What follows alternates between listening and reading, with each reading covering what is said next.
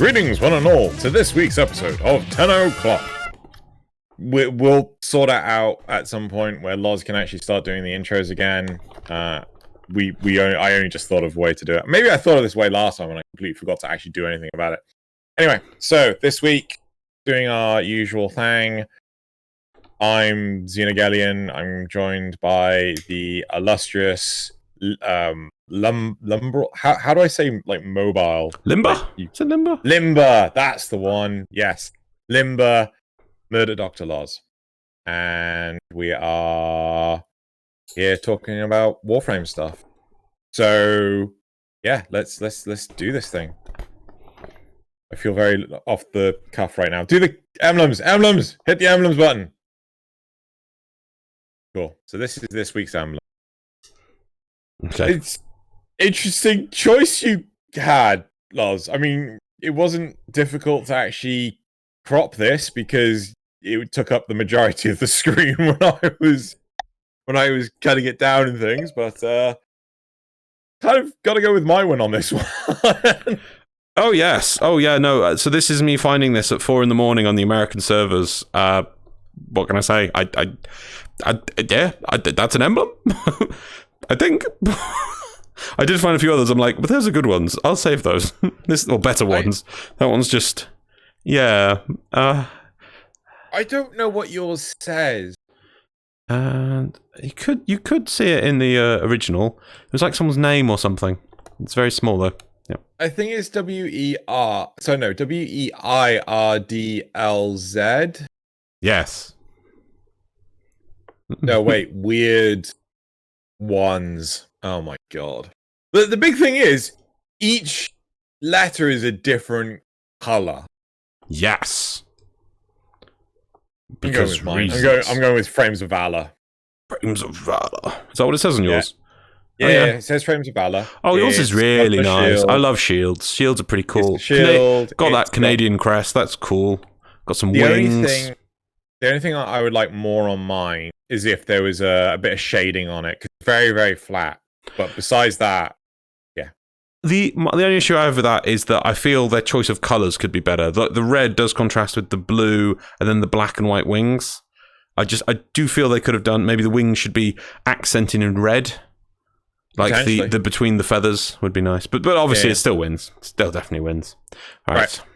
However, if you wish to win 75 Platinum for your platform of choice, please click on the description below where you'll see a link to a Google form for this week's polls, where you'll see these emblems. And by filling in the questions and everything like that, you are automatically entered in for a 75 Platinum giveaway, which will be decided and submitted to DE next week, the week of episode 181. Right. Should we move straight on to Dojo Dusting? Yeah, sure. Cool. Right. Moving on straight on to Dojo Dusting. I'll take the time. He says, is that a 3? I think that's a 3. Cool. Dojo Dusting. So I have to admit to a little mistake. So I set up this whole system to be submitting results DE saying these are the winners of the Plat giveaway automatically. And I think I know why, but the unfortunate news is it's not been working. I think the reason why it's not been working is because no one has been entering for the Switch. Oh. There are many, many episodes that there are no Switch submissions, and I think that has been breaking it. So, to do my due diligence, I'll actually be manually submitting to them. So, the choices will still be automatic and RNG and all that shit, but I will be physically submitting it to DE. Why don't you have why isn't it part of your system that it sends you a message confirming the sending of the message to DE so you could... Because the email element doesn't work. Right, okay. Right, this is a Google... Google Sheets. Yeah. And it's all programmed in JavaScript, which... You know what my feels of JavaScript are. Oh, Did you just die? Die? Did you just... Why haven't you got Iron Renewal up? What is with that health and shield? Well, I've never really played Oberon in ages, especially Oberon Prime, so I spent forever getting it looking right, but didn't put any mods in it. So I die about 4 or 5 times on that first run. Because it has no anything. I then sort it out. Don't worry. Yeah. I'll sort it out in a minute. I was just like, wait, why did I fall over? Wait, why did Loz fall over pretending to be me? Anyway, so the point is, I'll be doing the due diligence, sure that the giveaways are done. You know, so yeah, sorry about that for everyone. Unfortunately, I can't retroactively get them sent out because part of the partner, the new Warframe creator program is that it's a form that you have to submit and everything. My understanding, you get the whole point. I'm really sorry, I can't go back, but I'll make sure that to do better next time. Oh, I see. So it's so much more automated now. You can't just... So those people who, in the past, who have won, that's it, they can't get the platinum, because if you were to go on the web form or whatever it is and submit 10 in one go, they'll be like, Xeno, why are you submitting 10 in one go manually? They will only let me submit one. Right. Per week, is that? So, per 2 weeks, yeah. Oh, okay. Yeah. So, sorry about that, everyone. I'll do better for... Right. Shall we move on to the war report? Yeah. Quickly runs to email. Did you get anything for the war report? No, I don't think there's anything to report at the moment, just to update people on what's been happening, because it's the same sort of things as last time, which I'm just going to scroll down to last week's. So just to let everyone know, we've got Octavia Prime Access is coming on February 23rd. That is next Tuesday, I do believe. Technically tomorrow when this comes out. Oh, okay, yeah, tomorrow when this comes out. There we go. So that's starting tomorrow. So that means if you haven't, when you hear this, if you missed out on... What's the current one? Can't remember what's it currently. Shit, I can't remember. Warframe.com store, Prime Access... Neja. Oh, it is Neja. I thought it was. Neja, yeah. So Neja, if you want to, because today, if you're hearing this, your last chance to pick up Neja Prime Access. I think the Lunar Renewal alerts will still be going. Those will end on March 5th. The dev stream... Yeah? Wait, what? What do you mean this? They run till March 5th. They run till March 5th. That's what the video last week said. I'm so confused because I thought they were only 24 hours. I think there's going to be more. Oh, I thought there was only supposed to be 3. Okay, yeah, I missed one of them anyway, but yeah. That's what it says, and I took it straight from the video. It says March 5th here. Yeah. Also, 8th anniversary is coming up, and which will be next month. And the next dev stream is this Friday, coming on February the 26th. So everyone have a look at that. I've got another piece of news, which is the Twitch drops 2.0. So I'm just actually having a look at this right now. So alert 1, February 16th, 2 p.m. to February 17th, 2 p.m. What's the...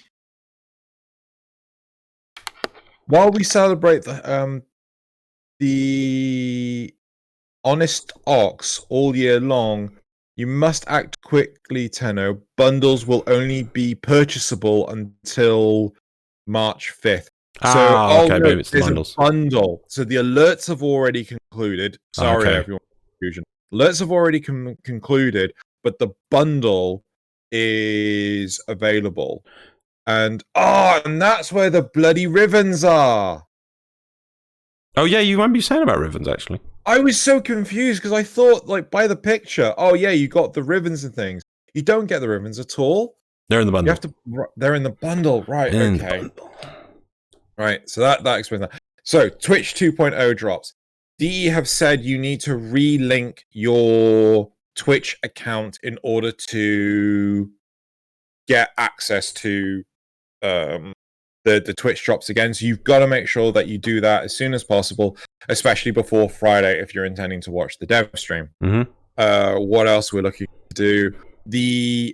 I want to quickly go over how to do the relink. So what you need to do is go to the Warframe website, You then got to log into the Warframe. So you log in, go to your account management in the top right-hand corner, and you'll see that link to your Twitch account, and you'll see that you've got to unlink and relink.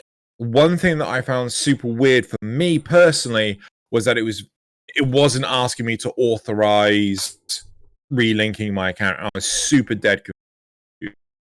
However, you go to Twitch, you go to your settings, wherever the hell that is.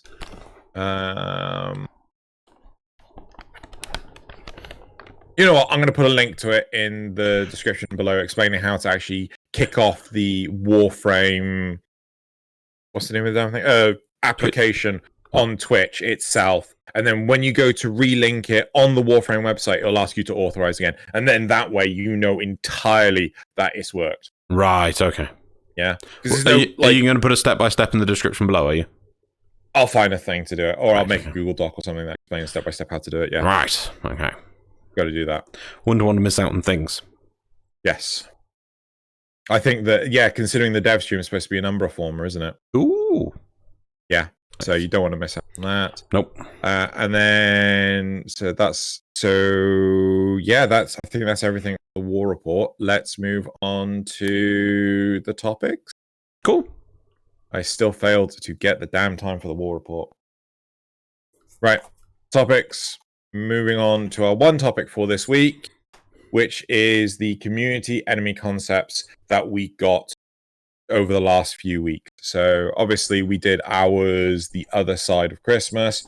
Everyone's asked that, hey, can we do one of the communities? And so we're going to be doing that. Right. Are you ready, good sir? Yes. All right. Okay. So our first enemy is the infested roller. Ooh. Its description is an infested roller in the form of a centipede-like creature, with the treads being the main body. Okay, that's the visual description. An infested roller in the form of a centipede-like creature, with the treads being the main body. Infested roller. We're talking a Grineer roller, yeah?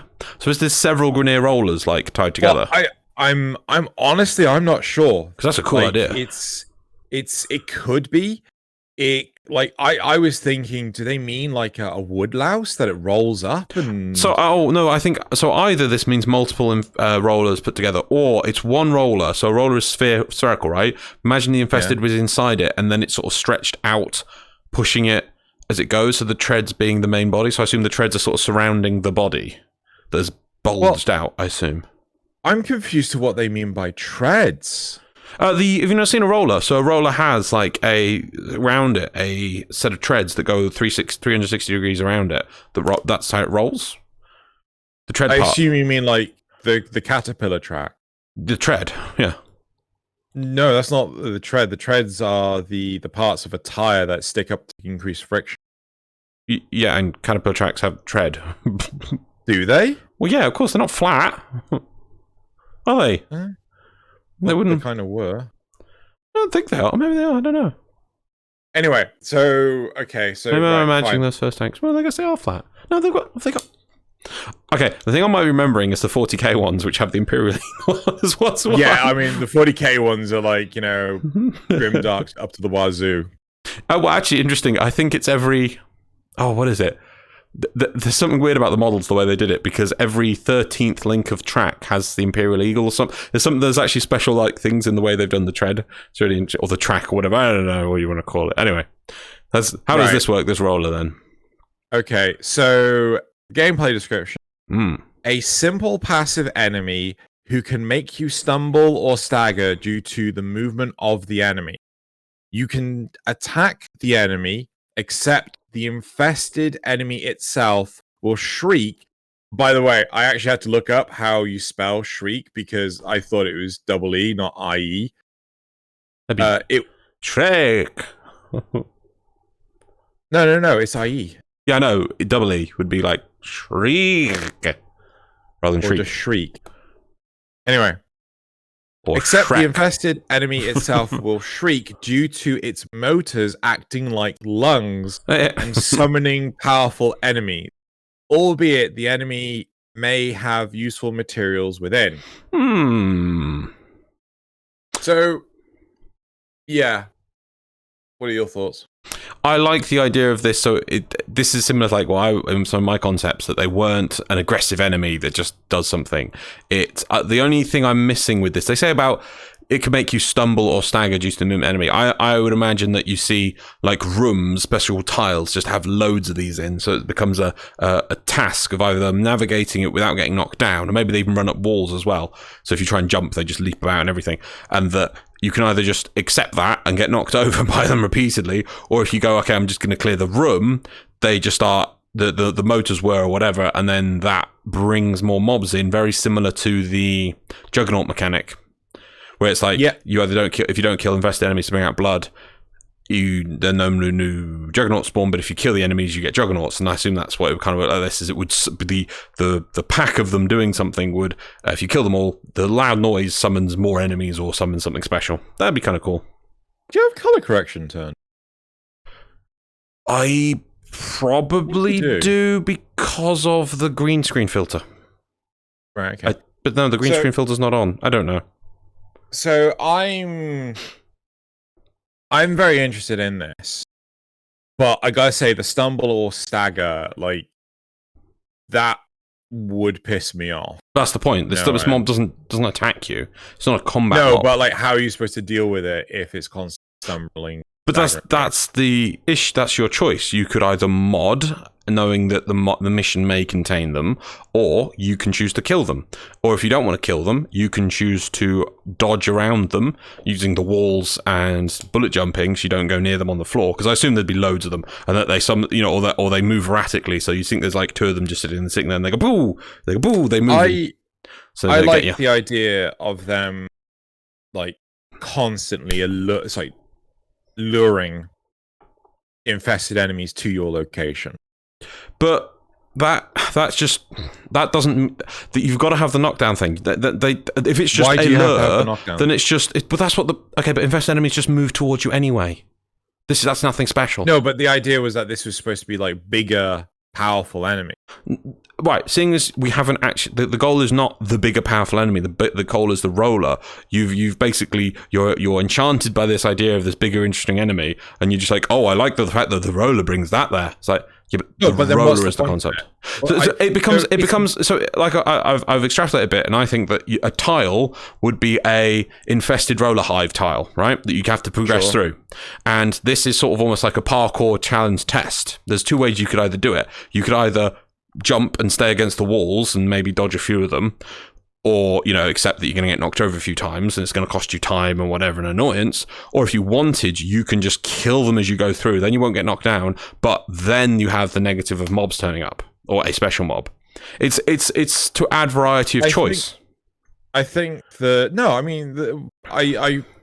so I don't know about you personally. I don't think there is much choice in this. I think because you're not dealing with them, right? Oh, I'm not going to kill them, I'll just skip them. Yes, right? yeah, but that's why I always said that there would be a tile with a lot of them. So if you want to try and not kill them and skip them, it's there, but that's still hard. As in, I'd imagine these things would roll up walls, they jump between walls, and they move erratically with lots of them, and, well, obviously the AI would make them be a little bit magnetic towards hitting you and running through you. So the likelihood of you dodging through would take a good amount of skill. Yes, no, or now see that's where I like it, because it gives you an option. You could mod or bring a warframe to just completely ignore it, right? But then you're pigeonholing yourself on the idea that this tile turns up, but this tile might not always turn up. So you're taking Atlas for the run, and you might not even see this one of these rooms. I don't know. I feel this needs tweaks. I really feel this needs tweaks, because I don't see a reason to actually engage these enemies at all.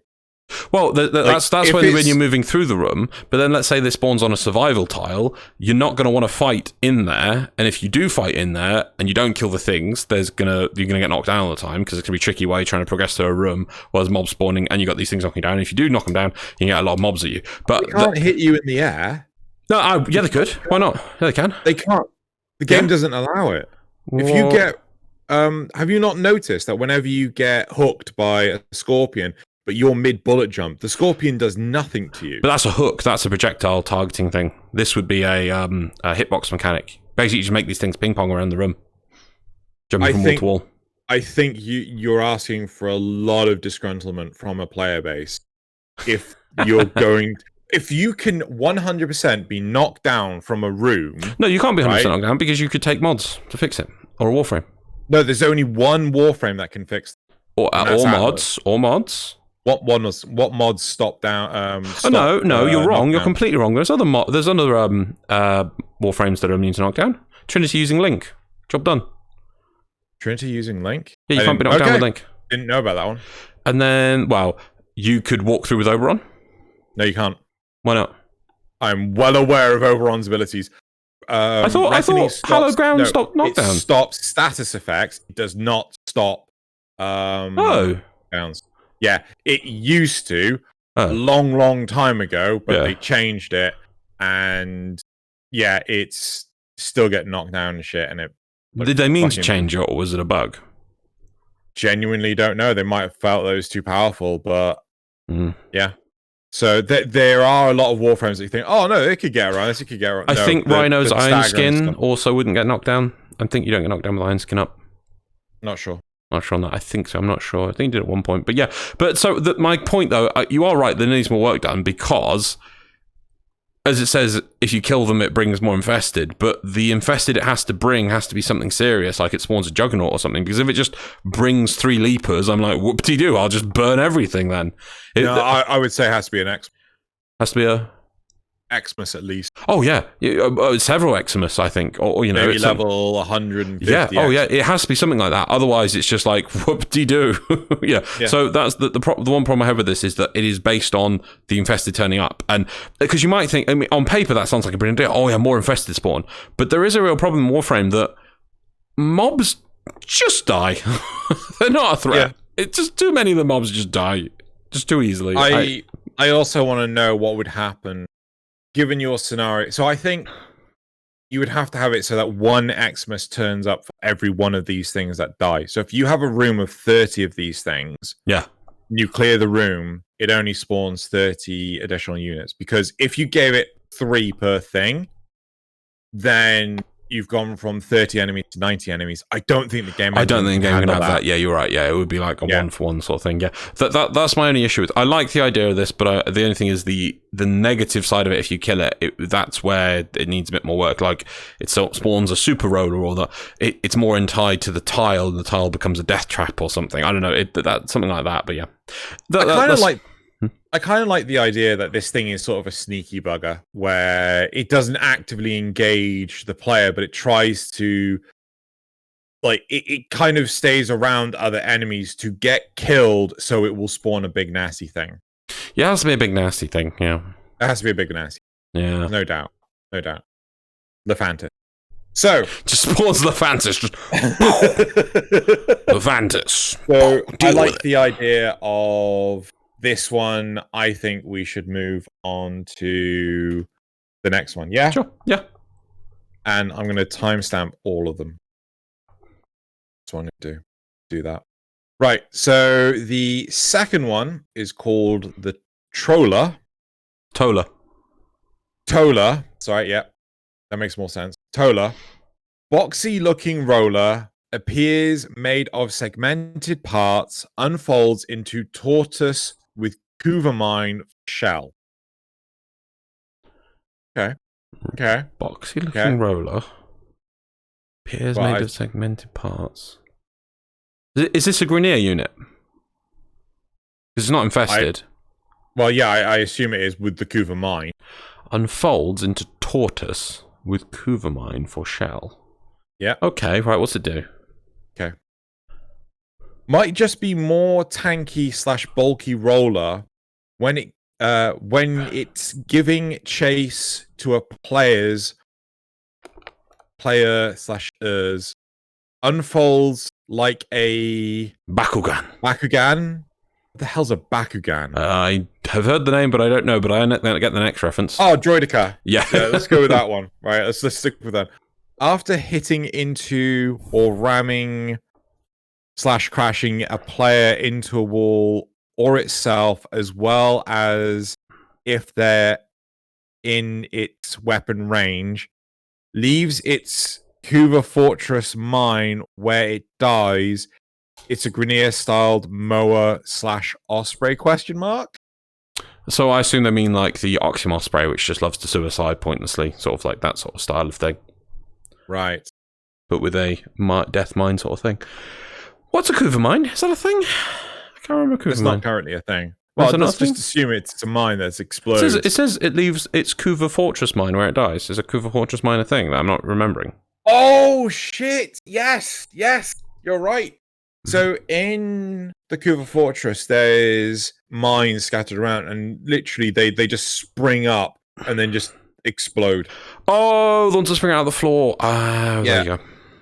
So okay, that's kind of cool. I like the idea of this one in Kuva missions, the ones throughout the solar system, because it does feel like then the Kuva troops are bringing more stuff with them that are related back to the fortress, which I do appreciate, so I think that'll be nice, because it does feel weird that you basically just get painted, coloured Grineer units you've always fought, the little jester people, and then the big guards, and that's it. It doesn't feel like they are really meant to almost be there. It just feels like they just sort of they've been kicked out of the fortress and told to go do something. It doesn't feel like they're meaning to be there properly. So, as for gameplay-wise, what is your feeling about this whole shoving a player into a wall, which was a bit mentioned in there? I do like this. I very much like the idea that it engages with players in different ways, because currently, yes, we have stagger, right? Yes, we have grapples and things like that, but right now we don't have any where it shunts a player into a wall. It doesn't kick you like a football kind of thing. And I kind of like that idea. So it aims to punt you into a wall. I don't know. I don't think you should be able to just flat out ragdoll, because I think the ragdoll in Warframe and many other games is a little ridiculous. But I do think, you should be punted into a wall. Right. I do like that idea.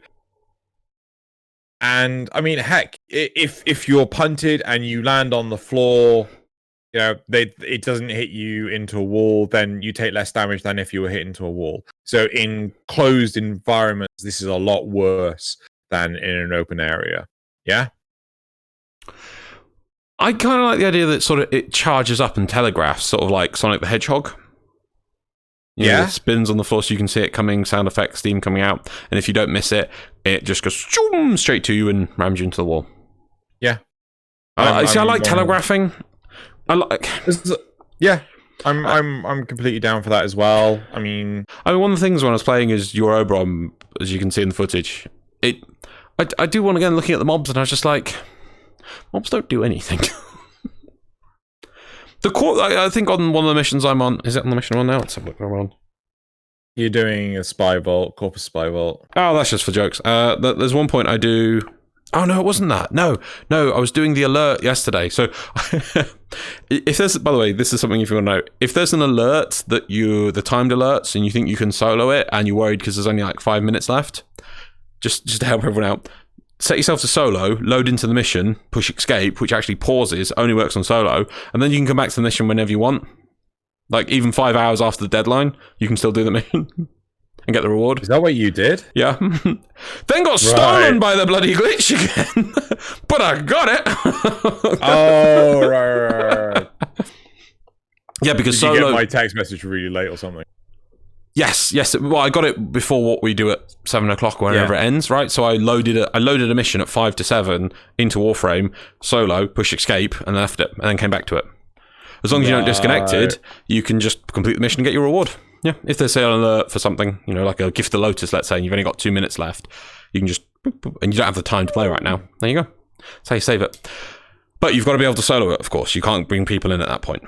You got to be able to solo it. But anyway, that's my point, is I was doing that. The Corpus enemies on that did a bit of damage to the Oberon. I was like, oh, okay. But that was it. They just did a bit more damage, but I could still kill them in 2 seconds. But it was like, oh, shields have gone down. Woo.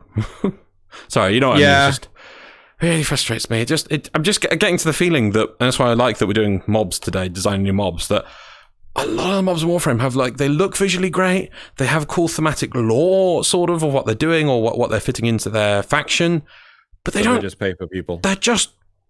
The power fantasy is just too dominates the game. It's just like, you just run around and there's just enemies that just explode. You might as well just play with the old world on Fire for Ember, because that's just what it feels like with extra steps. You just have to point and click. You know what I mean? Anyway, let's... Yeah, no, I know exactly what you mean. It's... Okay, so going back to this enemy... So that's what I was going to say. So back to this enemy, before it... Also, maybe would say, before it hits a wall, either with a player or not, it's basically invincible, let's say. It gets like 95% damage reduction. Let's improve this, right? I'm going to say, let's improve this. It doesn't punt you into the wall. Yeah. It pushes you. Oh yeah, no. For me, it was like, here's, let's see if I can do it with hands. Like, so here's the player, and then the roll ball's like spinning up, and then it goes, and it takes both of you into the wall. Yeah. I'm totally down for if you dodge, right? If you dodge, it will very well. Maybe it's got a little bit of left to right trigger, so it will try and hit you. But if you like jump out of the way at the last second, it will keep going and it hit a wall, which then knocks its armor off.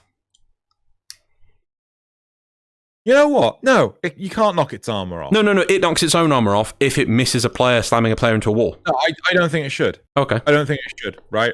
I think that because, I mean, though I'm totally... you got to strategically... I think that's too simple, right? Like, I think it's... No, players, let's go with Sonic the Hedgehog kind of thing you were saying before. Yeah. Was used before. You have to shoot it on the sides. Right, while it's spinning, go for the sides, it takes more damage. Right? You go for the front and the back, it takes less. How about it has a slowly stacking debuff, because for players who do find it hard to hit the side, because I want to make this thing really quick and make it actually hard to hit the side, so that the more times it does hit a wall, let's say like it's 2%, 4%, 8%. So, if so eventually it does slowly knock its armor off rather than all in one go. Okay. If you do struggle with it, sort of thing. Yeah. I'm fine because with that. But I honestly think most of the mobs, another thing about the mobs in Warframe, is that their life expectancy is designed to be 0.3 seconds, 0.3 of a second from when they engage you. Like, I'd like to see a mob where it's actually planned that this is your fight with it is designed to be 15 seconds, and this is actually an event mob. 15 seconds to fight this, and it will take you 15 seconds because of how it's designed. Yeah, I think another big thing. Just want to say, I'm pulling 15 seconds just out of the air. Maybe 17 seconds, maybe 13 seconds. I don't know. Whatever. Yeah, I'm just an example. Well, I think it would be nice if there's two elements to any of these fights. So right now, we only have the Horde to deal with, right? Why can't we get to a point where we have the Horde and a big chunky boy at the same time? Much like... Noxes kind of give that feel. The other one. A little bit. I said it earlier, Infested. Juggernaut, right? Yeah. Juggernaut definitely gives that feel. But with the Juggernaut, a lot of players can just... I'm just going to focus on the Juggernaut. Yeah, I'd say Nox. I swear Nox has better damage reduction than the Juggernaut. The Juggernaut... Or you just shoot it in the head and then dead. Even then, it just... You do know about the head weak spot, right? Yeah, you break its helmet. But even then, it still takes a little bit. It's still quite tough. It's still tougher. I mean, maybe, I don't know. Maybe I haven't shot Muffin in the head. I wish the meta of this game was less all over the place. Yeah, and that's what the thing is. That's what I was kind of hoping Sentience was supposed to be. The faction that was going to be completely different, where it was going to be... you started to get that. It was kind of thing like with the spinning battlist. It was going to be really hard to deal with them, and it took you time to deal with them. But you'd only really be fighting maybe one or two at a time. And then they just added the cannon fodder ones. And it's like, so... No. Regardless of the cannon fodder ones, still the problem is that the power creep is completely dictated by how insanely OP Rivens are. It's really confusing me, the fact that you've got left shoulder right now in the footage. Sorry, keep going. One thing I want to add. Sorry, what you mean? So you never camera left shoulder? No. But how do you see around the corner? By going around the corner. Yeah, but Yeah, but if I'm going around a corner that way, and my Oberon build is not designed to avoid damage. I love swapping the camera. Yeah. I have that as a button. That is one of the key buttons on my mouse, to have to swap the camera. Anyway. Oh, God. But one thing I'd like to add to this is this tortoise roller shenanigan. I'd love it if, when it goes into, like, tortoise mode, it lays mines underneath it, and then it moves off. Yeah, that is another thing about mines. There is the Corpus drone, which is supposed to drop mines. Do you remember the one that used to drop the orange orbs? I don't know if it still even exists. It's not an orange orb anymore. It's the you actually fought some during this footage. Oh, it's the weird suppressy pucks things, yeah, the little pocky pucks. Yes. Yeah, I miss the orange mines, but they never did any damage. You could literally just pop them like balloons on the ground, just running through them. Yeah. Put the orange orb one back in and make it actually hurt and throw you across the room when you hit a mine. No, I just seriously think that.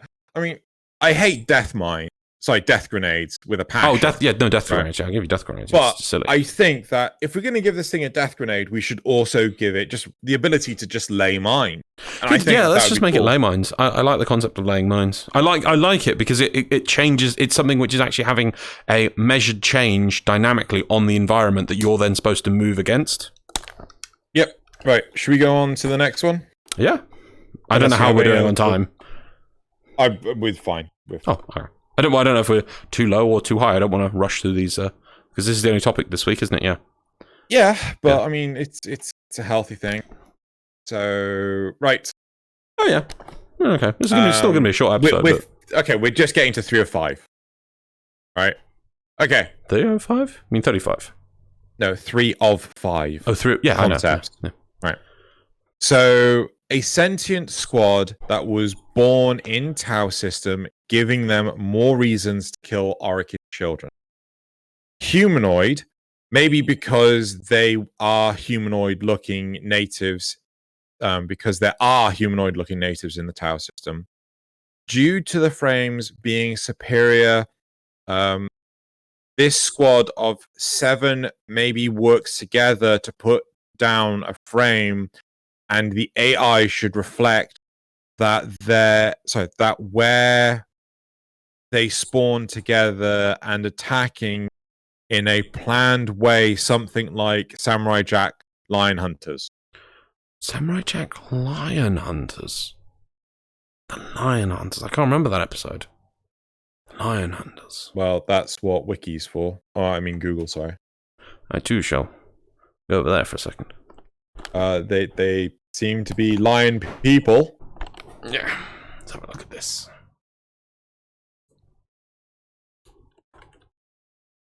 I don't know if you want to pause it. Jack. No. Let's keep going. Yeah. Keep going. I'm just off screen. It's fine. Oh, there was a team of these dudes, wasn't there? Let me put this on. So I'm fine with this to an extent. I mean, I never think that the answer to anything is, oh, just better AI. I mean, not to be a negative Nelly, but anyone that just says better AI really doesn't understand how AI works. Yes, yeah. Oh. Right? It's such a hard thing to better. Yeah, it's really hard to do. I mean, just doing pathing alone is really bloody complicated. Because if you take into consideration all possible routes, your machine will just die a death. You have to use really cool, crazy algorithms like alpha-beta pruning,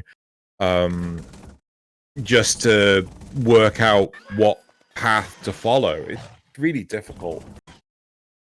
I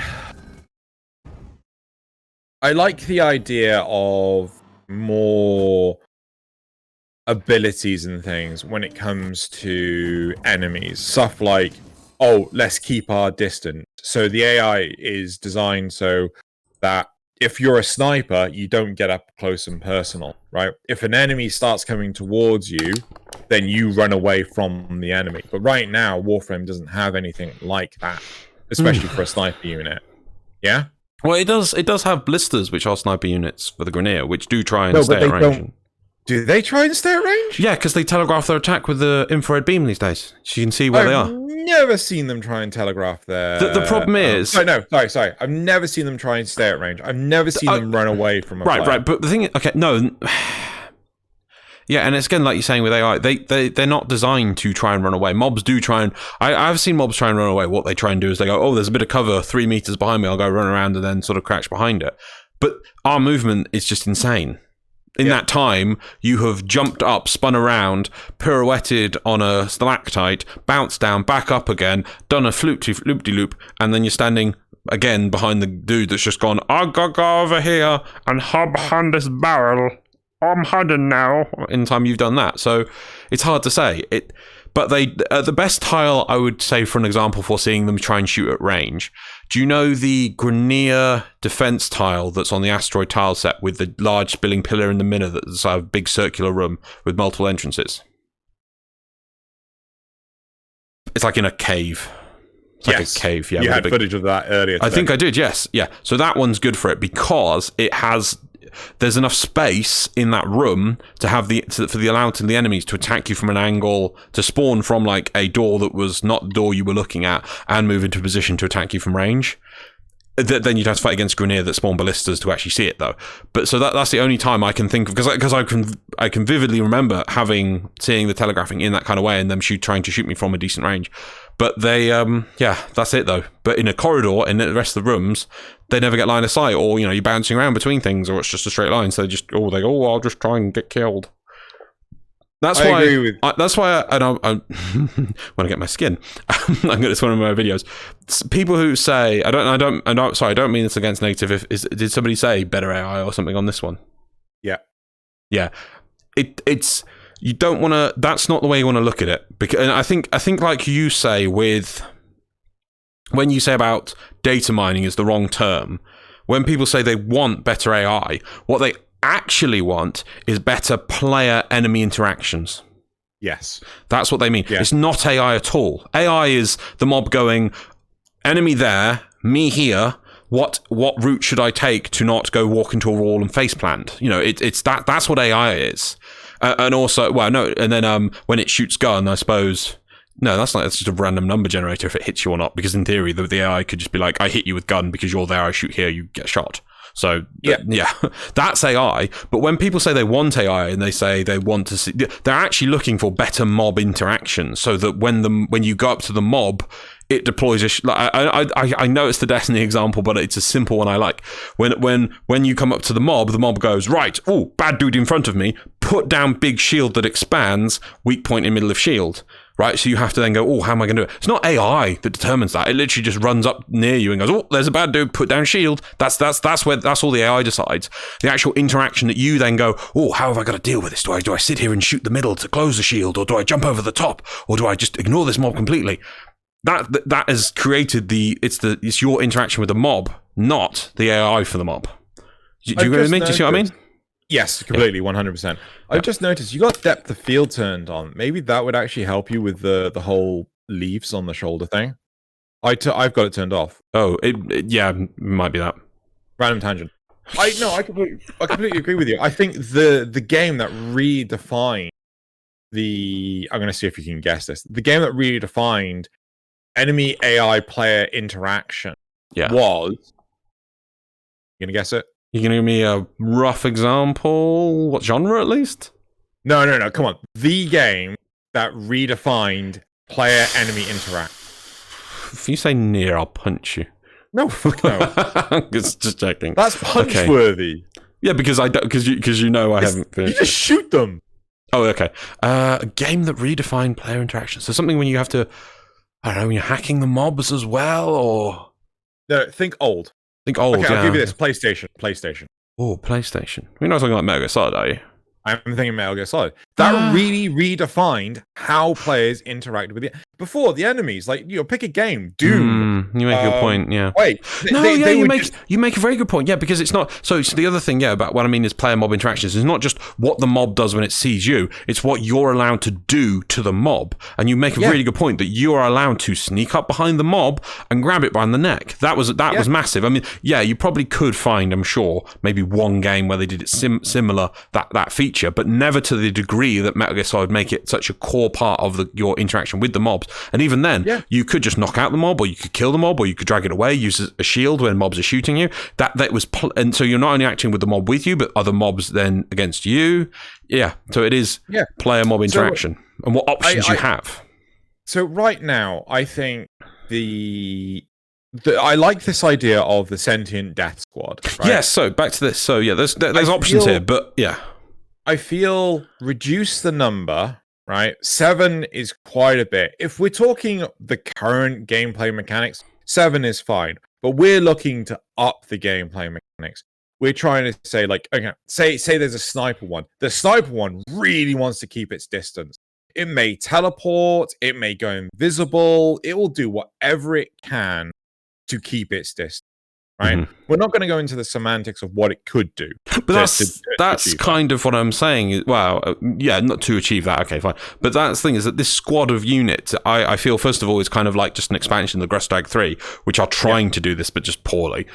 That each one has to be doing something special, or that there's like 3 front troops, 1 commander troop, and then 3 specialized troops, 1 ranged, 1 melee, 1 AoE affecting 1, like so that they're actually like a team of troops, and they all, when they spawn in, there's different happenings. So there's like 1 mob has shields that if you melee swing at it, it bounces back, so you have to push it away from the other ones because it just keeps healing the team or something. That kind of thing. You could actually, well, one thing I don't know how well this would interact with what you're saying. It might be just like, consider my thing entirely separate. One thing you could do is you could have it based on your movement changes how one of the enemies works. So if you're moving very fast, that enemy might, be drawn to you even faster, right? So it just really comes down on you really hard because you're going too fast. Well, its vision is based on movement, so the player that does the most movement, it always tries to attack. Exactly. So right? Bullet jump, very high aggro. Yeah, and have it as sort of like an aggro system where, every player generates aggro against this enemy. So you can't trick it into, I'll run really quickly, and then you run really quickly, and then I run really quickly, and then no, you've built up enough aggro that it's going to be on you for a while. Yeah. Yeah. So you could do all sorts of weird, wonderful stuff like this, and it's all entirely down to enemy interaction. So sorry, so I was saying a fixed team of this. Maybe the team of I'm still going with 7 because that's what the person submitted. That it pulls randomly from the options as available. So sometimes it'll be an entire team of motion hunters, or maybe not a whole team, or sometimes there'll only be 1 motion hunter you have to deal with. So that. And they all do different things, so that, we could sit down and come up with ideas of what different things do, but so that you have different ways you have to assess, right, what are we dealing with this time? How do we take these down, sort of thing? Rather than just, let's be fair, oh, look, the new Loka are coming to kill me. Right. Oh, they spawn some random balloons around me that I must now shoot. That's exciting. I really want an enemy, right, that... Do you know the game or the term prop hunt? No, prop hunt. Right. Okay. So it was originally started with a Half-Life mod called, I think it was like Scientist Hunt or something like this. There was an entire room filled with the Half-Life scientists, right? And every player looked like the same Half-Life scientist, but the scientists were walking around and everyone had 1 health, including the scientist. Yeah. The player wins. Yep. If he kills all of the players pretending to be scientists. Right. Okay. The hunter loses. So it should be hunter. Hunter loses if he kills more than X amount of NPCs. Actual scientists. Yeah. Yeah, and I would love it if there was an enemy that would latch on to a player. The player gets blinded for a moment, and then everything looks like a friendly player, and you have PvP effectively turned on. So you could end up shooting your friends. Yeah, if you do that kind of thing, one thing you have to add in is...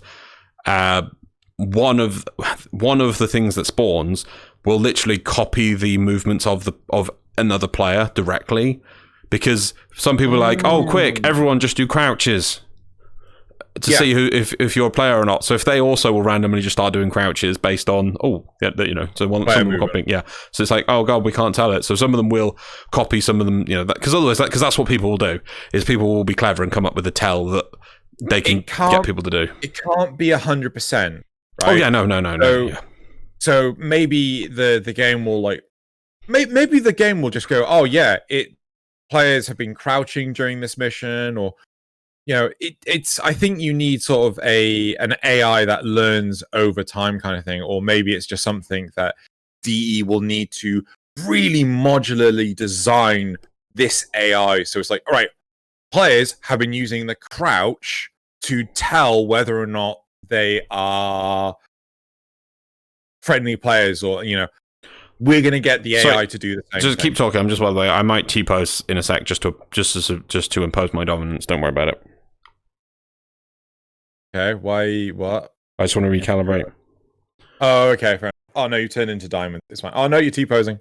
Yeah. So I really like the idea that the AI can be sort of modular in design, and DE are able to behind the scenes tweak the AI to accommodate what players have developed as strategies to hide the fact that do you know what I mean? Yeah. The tells, oh yeah, the AI started using the tells as well, like you've said, but have one that completely mirrors another player's movements. But if you start seeing this player, it's like this Excalibur Prime is actually shooting enemies, whereas that Excalibur Prime is just shooting at nothing. Yeah? Yeah. Do you know what I mean? Yeah, and you could get them to pretend to shoot some of them would also randomly shoot each other, so you think, wait, that one's shooting that one, so that must be a player. Wait, no, wait, they're both enemies. You just be sneaky on that. But that's the kind of thing you'd have to add in for this sentient team. Oh, but they're mimics, aren't they? That'd be cool. Your idea would be cool. They'd all be mimics, a team of mimics, yeah. I really like this one. Yeah. I really like this one. I will say, though, kind of wish that they aren't humanoid. But I do love the idea that there are other humanoid races in the greater galaxy for Warframe. Wow, yeah. I mean, I don't know if there's a scientific way of identifying how many solar systems would actually have life. I mean, the Tau system or there's the what's it called? This is where obviously people can look it up. There is an equation. Fermi's paradox, I think it is. Do you want to Google that? F-E-M-I. F-E-M-I. I think F-E... Oh, the Fermi equation? There's an equation, basically, that works out that there must be intelligent life out there based on the statistical chance of it, of how many planets there are and how many stars there are, how many... Fermi? Fermi, yes. Fermi equation. Is that the one? Fermi paradox. Paradox. The Fermi paradox, named after Italian-American physicist. Okay. Is the apparent contradiction between the lack of evidence for extraterrestrial civilization and various high estimates for their probability, such as I wonder if that's the one. Right. There are billions of stars in the Milky Way similar to the Sun. With high probability, some of these stars have Earth-like planets. Many of these stars, and hence their planets, are much older than the Sun. If the Earth is typical, some may have developed intelligent life long ago. Some of these civilizations may have developed interstellar travel, a step humans are investigating now. Even at the slow pace of current envisioned interstellar travel, the Milky Way galaxy could be completely traversed in a few million years. And since many of the stars similar to the Sun are billions of years older, the Earth should have already been visited by extraterrestrial civilizations, or at least their probes. However, there is no convincing evidence that this has happened. There you go. So that it kind of shows that there really probably should be life out there, but we haven't got any proof of it, which probably means likelihood is that they have the ability to be here without us knowing, even now. And so, yeah. Or at least they have sent a probe that goes, oh, yeah, there's some monkeys on that planet. Nope, they're still fighting amongst each other. Ugly bags of water, for Star Trek references. Crap, what was that from? Ugly bags of water. I think it's a Next Generation episode. Does sound familiar. Anyway. But yeah, so... Well, I hope that there are, maybe even just remains of other civilizations on Tau. But yeah, you get the whole idea, right? Oh, yeah, I'd love that. That would be interesting. So the Sentients don't find another civilization, but they find the ruins of a civilization. And obviously they'll find like bits of DNA and things, so they almost resurrect that species within themselves. Maybe cool. That's something that the players could do, is they could actually resurrect the species. Yeah. There. Don't breathe in. So sorry.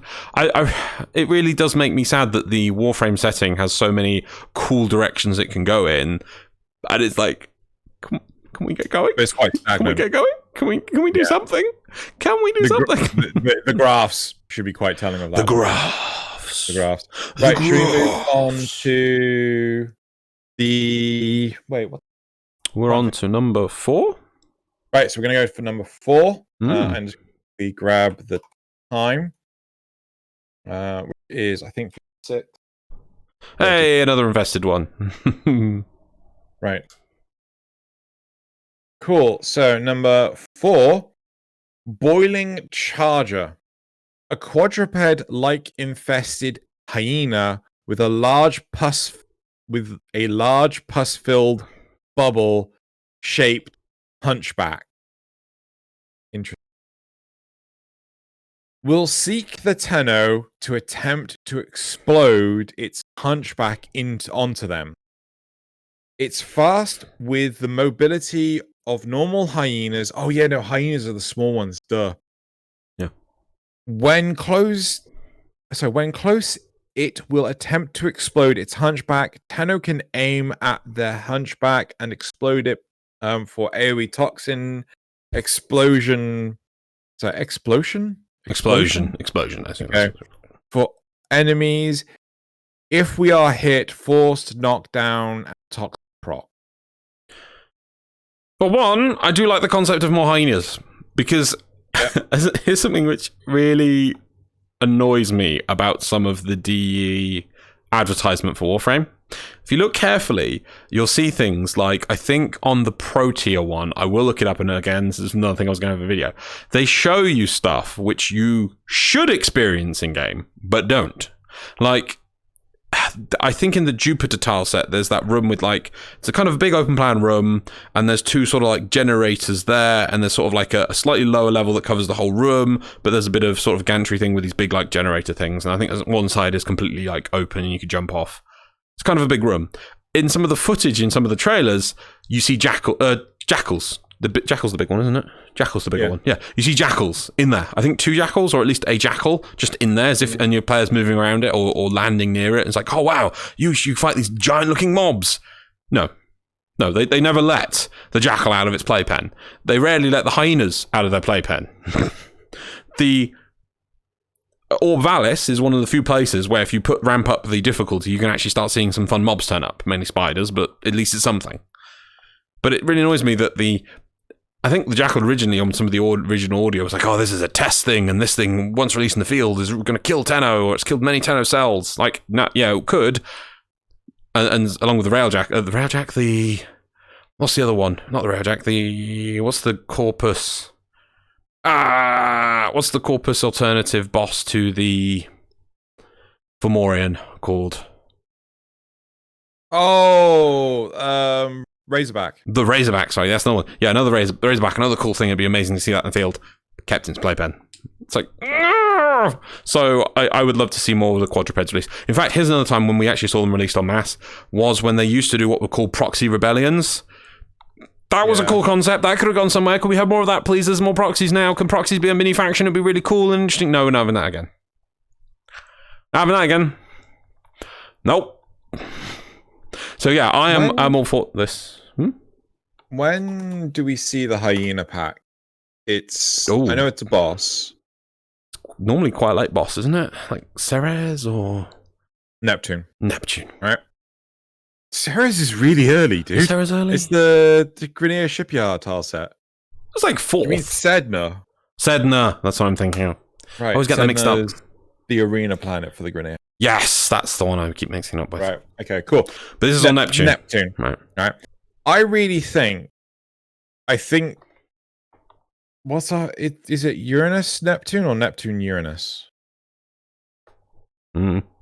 Basically, after Neptune, hyenas just should be Yes, there. exactly. It's something I've always felt about the way the game progresses through, that if you do a survival on Earth, in theory, you could get the Grenier Lancer up to like 100 and whatever. I know there's an Elite Lancer, which just changes out his rifle for a hind, I think.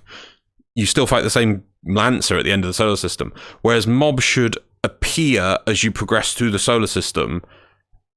And like riot mowers shouldn't appear in Venus sort of thing. I think you can if you do a survival up to a certain point, but you know they only appear after you get to X planet, and then they will appear onwards, so that you get a sense that you're progressing against harder enemies as you go through. And the bosses, so for the proxies, when you fight it on that planet, that's new, but then there's a chance of it spawning after that planet on, you know, that would be really good. I like that. I think the Ambulance should be able to make appearances. I think the Ambulance can, but exactly. The Ambulance should have done that, but it did it first. I swear I just never see it now. No, but the thing is, it just appears on the planet tiles. Let's have it just like, they've deployed an Ambulance on the ship. Yeah. What else is there? I feel that the proxies, it would be nice to see them more commonplace. The named characters, like obviously not Frodbeck, Nathaniel, no, not fucking, come on, Drew, Vahek, Captain Vor, Tilragor, all of them who are an actual individual, they should not appear more commonplace. Oh no, they shouldn't. No. Right, no. But the proxies, there should be no reason why not. Can I tell you the reason why? My belief that there is that as soon as you start on Earth and you hit Venus, you pretty much see almost the entirety of the, well, not the entirety, because I know there is a lot in the codex, but you'll see a 80% representation of what the faction looks like very early on. Go on. Because they always care about the new player experience. They wouldn't want to limit the Grenier down to like 4 or 5 units on Earth, because they're worried that somebody will only play two missions and go, oh, well, this is boring, same mobs. And so that's why they want it, so that there's a much variety of enemies. It's all about that new player experience to the denigration of everything else long term. I can see the point on one hand, I really can, because you want to keep those new players interested. But at the same time, that once you get players over that initial hump and they're like, right, yeah, I've got through 3 or 4 planets, it removes the fact of like, oh, it's another planet. Feels like the same enemies again and again and again. You know, you never feel that, oh, yeah, no, it's that new enemy started turning up and it's really scary. Oh, I was fine on the last planet, but this planet, whoa, what does that do? That kind of, you know, that feeling, which you not get in most video games, that difficult enemies appear later on normally, you know, as you progress through. It is certainly interesting. I don't know how they deal with it. I don't know how they... I think that they're forever going to be deciding on issues related to the new player experience and getting new players in. I don't think... It's a nut they almost feel... I don't know if they can crack it. It just feels like they keep trying. That's the important thing. I think the big thing is that maybe the open worlds are utilized to keep players interested for longer periods. Well, that is maybe. But that's we'll have to debate another time, because I'll link back to the mob now. Should we okay, not go too far away from the mob? Because it's interesting that we get these ideas from these cool ideas, but let's go back to it. Because my other point was, though I like this, what's your feel on this whole pus explosion-y thing? Well, I want to know, does this mean it's a suicide mob? Yeah, that's the kind of thing about my question, is like, or is it just a one-off? Does it, once it pus bag explodes? Is that it? Or does the pus bag explode and then it will regenerate over the next 10 seconds?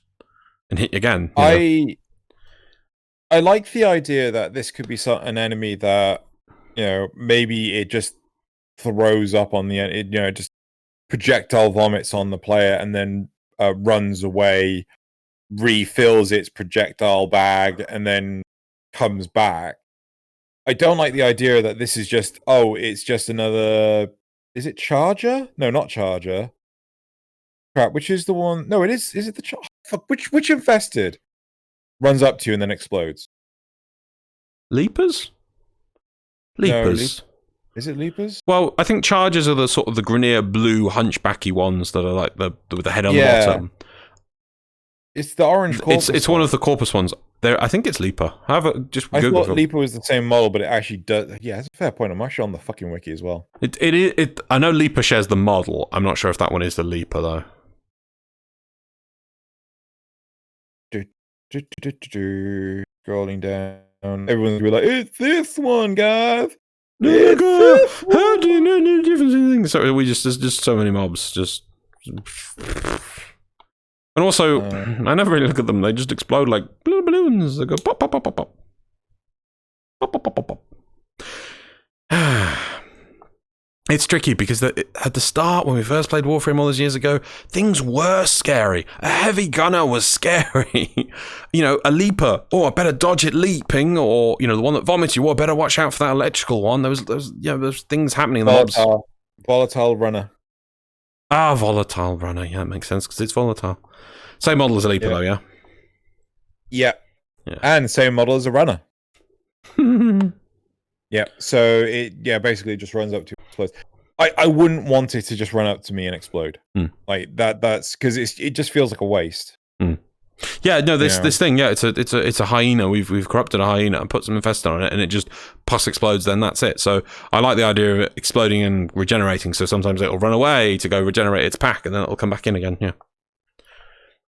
Yeah, I also like bigger mobs. I want bigger mobs everywhere. Especially if they're going to try and make the necromech fit into every mission, then let me have the frickin' jackal in every mission.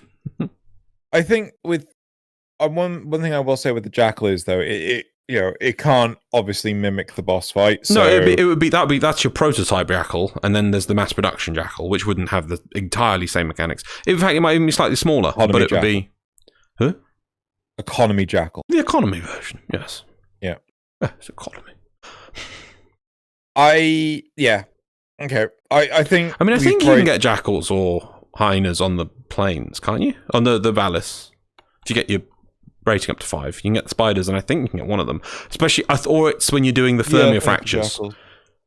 Yeah, could be with thermia fractures, but the jokey thermia fractures. I'd love for them to revamp the thermia fractures event. That'd be cool. Going back to this enemy, that's thus far we have not done that, right? I would like to see this enemy actually have some teeth. I would like it to charge up to a player, maybe sneak, and then find a player, charge them, grab them in its mouth, run off with them, pin them like the Manics do, and then I want it to vomit on the player. So much like the Manic Swipe. But I like the idea that it just basically grabs you and runs off. Yeah? Yeah. Cool. Any other thoughts? No, that's fine. That seems good. I've said my points on it. On to the next one? Yes, move on to the next one. I like all these ideas so far, but obviously no idea is perfect. Ours weren't perfect. These aren't. And then these could do... There's a good concept here. I just feel they just need rounding off. So the last one is our Corpus one, which is nice. We'd have 2 infested, 1 sentient, 1 grenade, and let's do our final one of Corpus. Yep. So let's put this. Cool. So the Tactician, regular Corpus man look, but I assume that's supposed to be with backpack, and antenna with that. It says antenna, but okay. No, antenna. That says antenna. With reach overhead and blinking blue 15 seconds. Tacticians have flashbang and could command units around him to get in cover or build covers. Time gate not on HP. Not quite sure what the... To crouch behind and summon crewmen with deployable machine gun turrets. Basically, reskinned version of Grenier 1. Or cold thrower shoots LN2 liquid nitrogen. Hey, well done. Basically, a barricade heavy armed one. Give me the temperature of liquid nitrogen without looking it up. Roughly. Be fine. What, in its liquid form? Well, yeah, liquid nitrogen. Yeah, of course. Well, no, I mean, like, well, nitrogen at room temperature would be at room temperature in a gas, but I mean, liquid nitrogen is a specific thing. In a specific temperature. I don't know what the temperatures. That's fine. The shit. What's the term? It's not melting. It's shit. I can't remember what. Boiling point? No, is it the term for when it goes from gas to liquid? I can't. Freezing? Gas no, to liquid. Freezes liquid to solid. Condensing. There you go. I don't know what the condensing point is for. Like, well, you don't really say the condensing point. You say the boiling point. You always go in terms of water to gas. Sorry, liquid to gas, not water. Right. Okay. Fine. I don't. I got a funny feeling it's like minus 30 degrees C. That is a normal freezer. They're about minus 20 C. Dry ice is about minus 80. That's frozen CO2. Definitely I'm gonna fucking clue. It's about minus 182. Wow. And then liquid helium is minus 268. And then absolute zero is minus 274? I thought it was 278. Google that one. I don't remember. It's 270 something. I think it's 274. Or 272? 273. 270.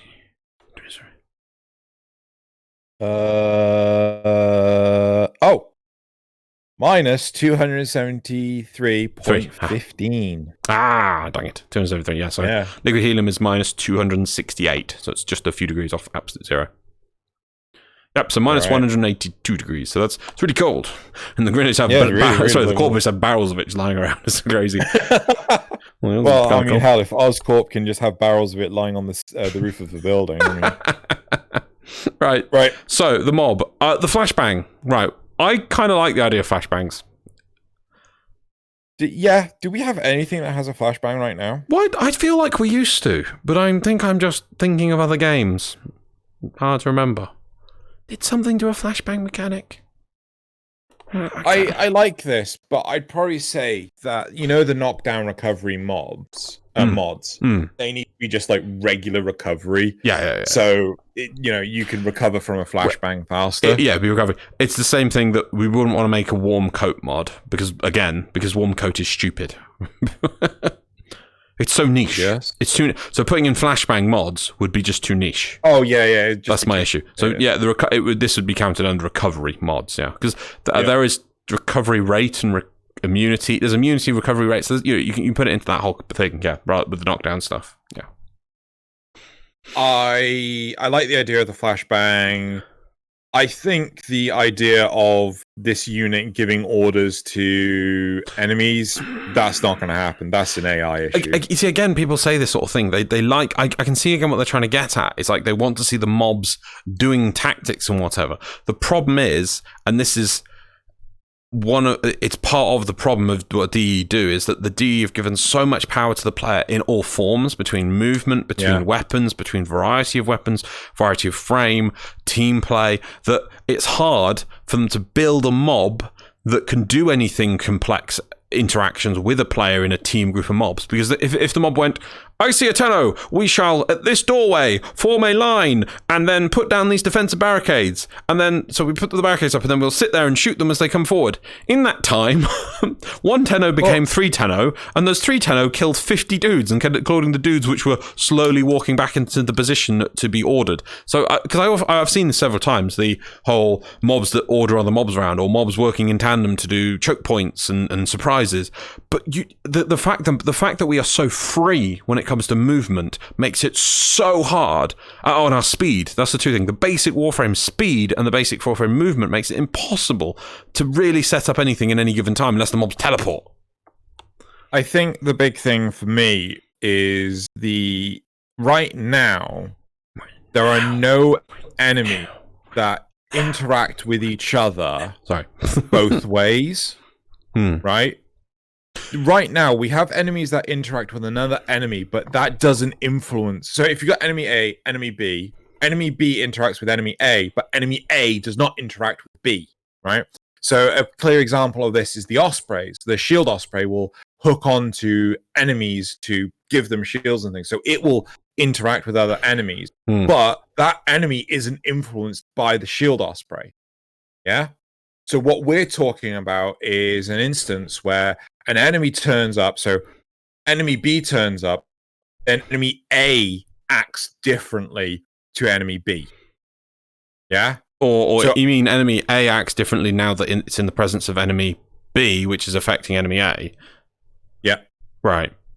So for instance, like the one thing that gets me, and I'm sorry, this needs to be changed. Punch through mods. I'm really sick of them. Grineer have bloody shields. They don't. There's no point. They're literally wasting metal because they walk up and go, "Oh, Tenno! Oh, I'm dead." and mobs can have the AI, I'm pretty sure, to go, "Oh, there's a dude with a shield. I'll get behind the dude with a shield."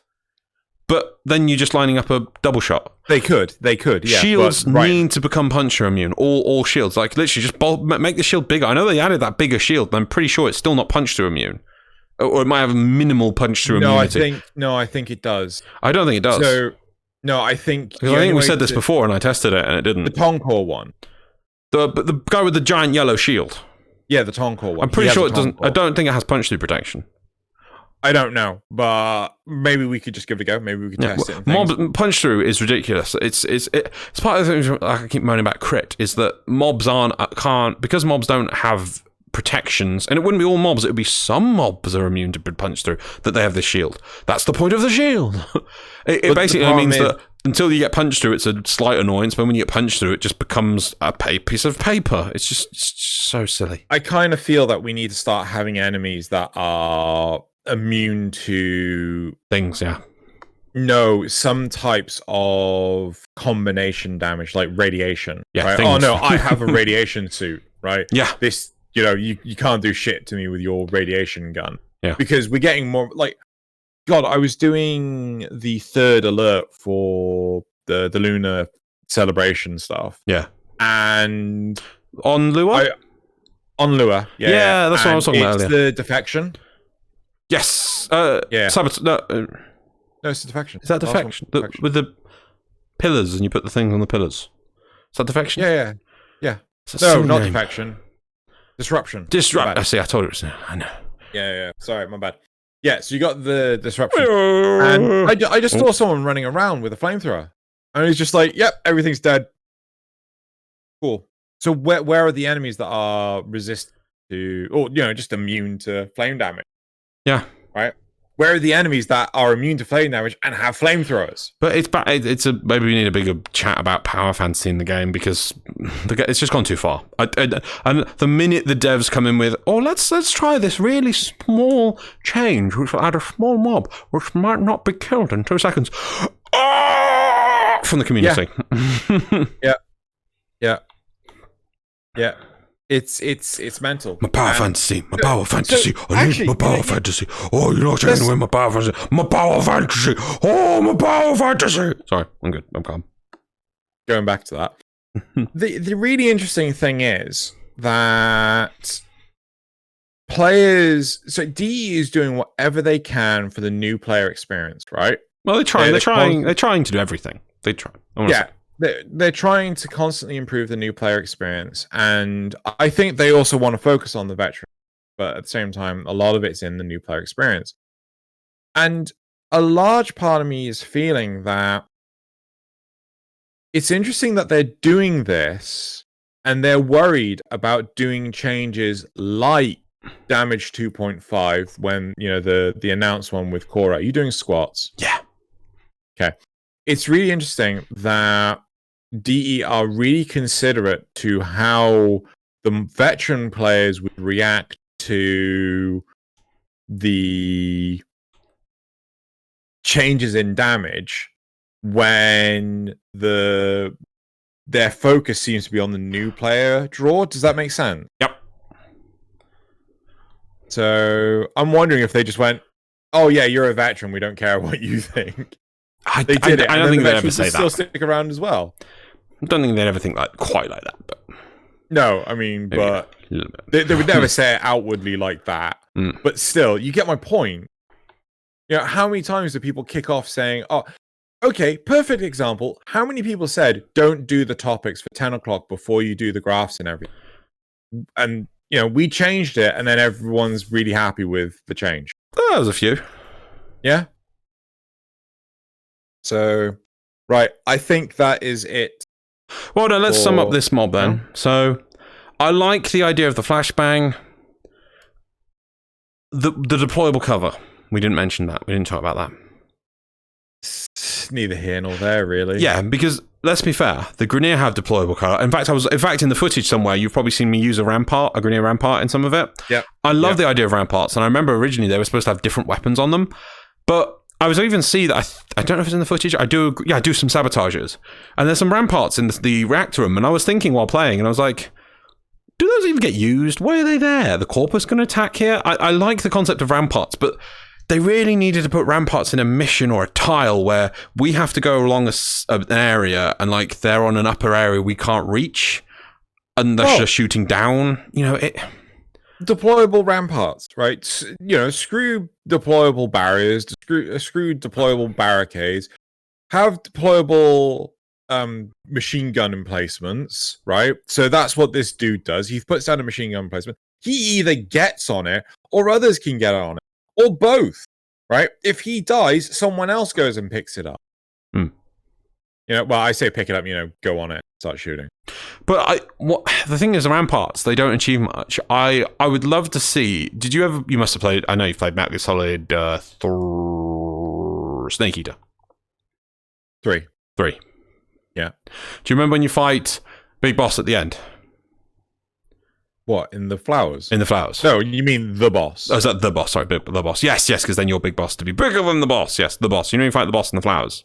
Yeah. And that her cut down heavy machine gun that she one-hands, you can't attack her from the front because the bullet spray is just so powerful from her gun. You just can't attack her head on. Why can't ramparts do that? That if a rampart sees you and is shooting at you... You can't attack a rampart from head on. I'm pretty sure you could blow it up in some way. They just seem so weedy. Yeah, anyone listening to this, can you actually confirm for me? I'm pretty sure you can't destroy a rampart from the front. You have to do it from behind. Well, not necessarily destroy, but you have to kill the enemy from behind.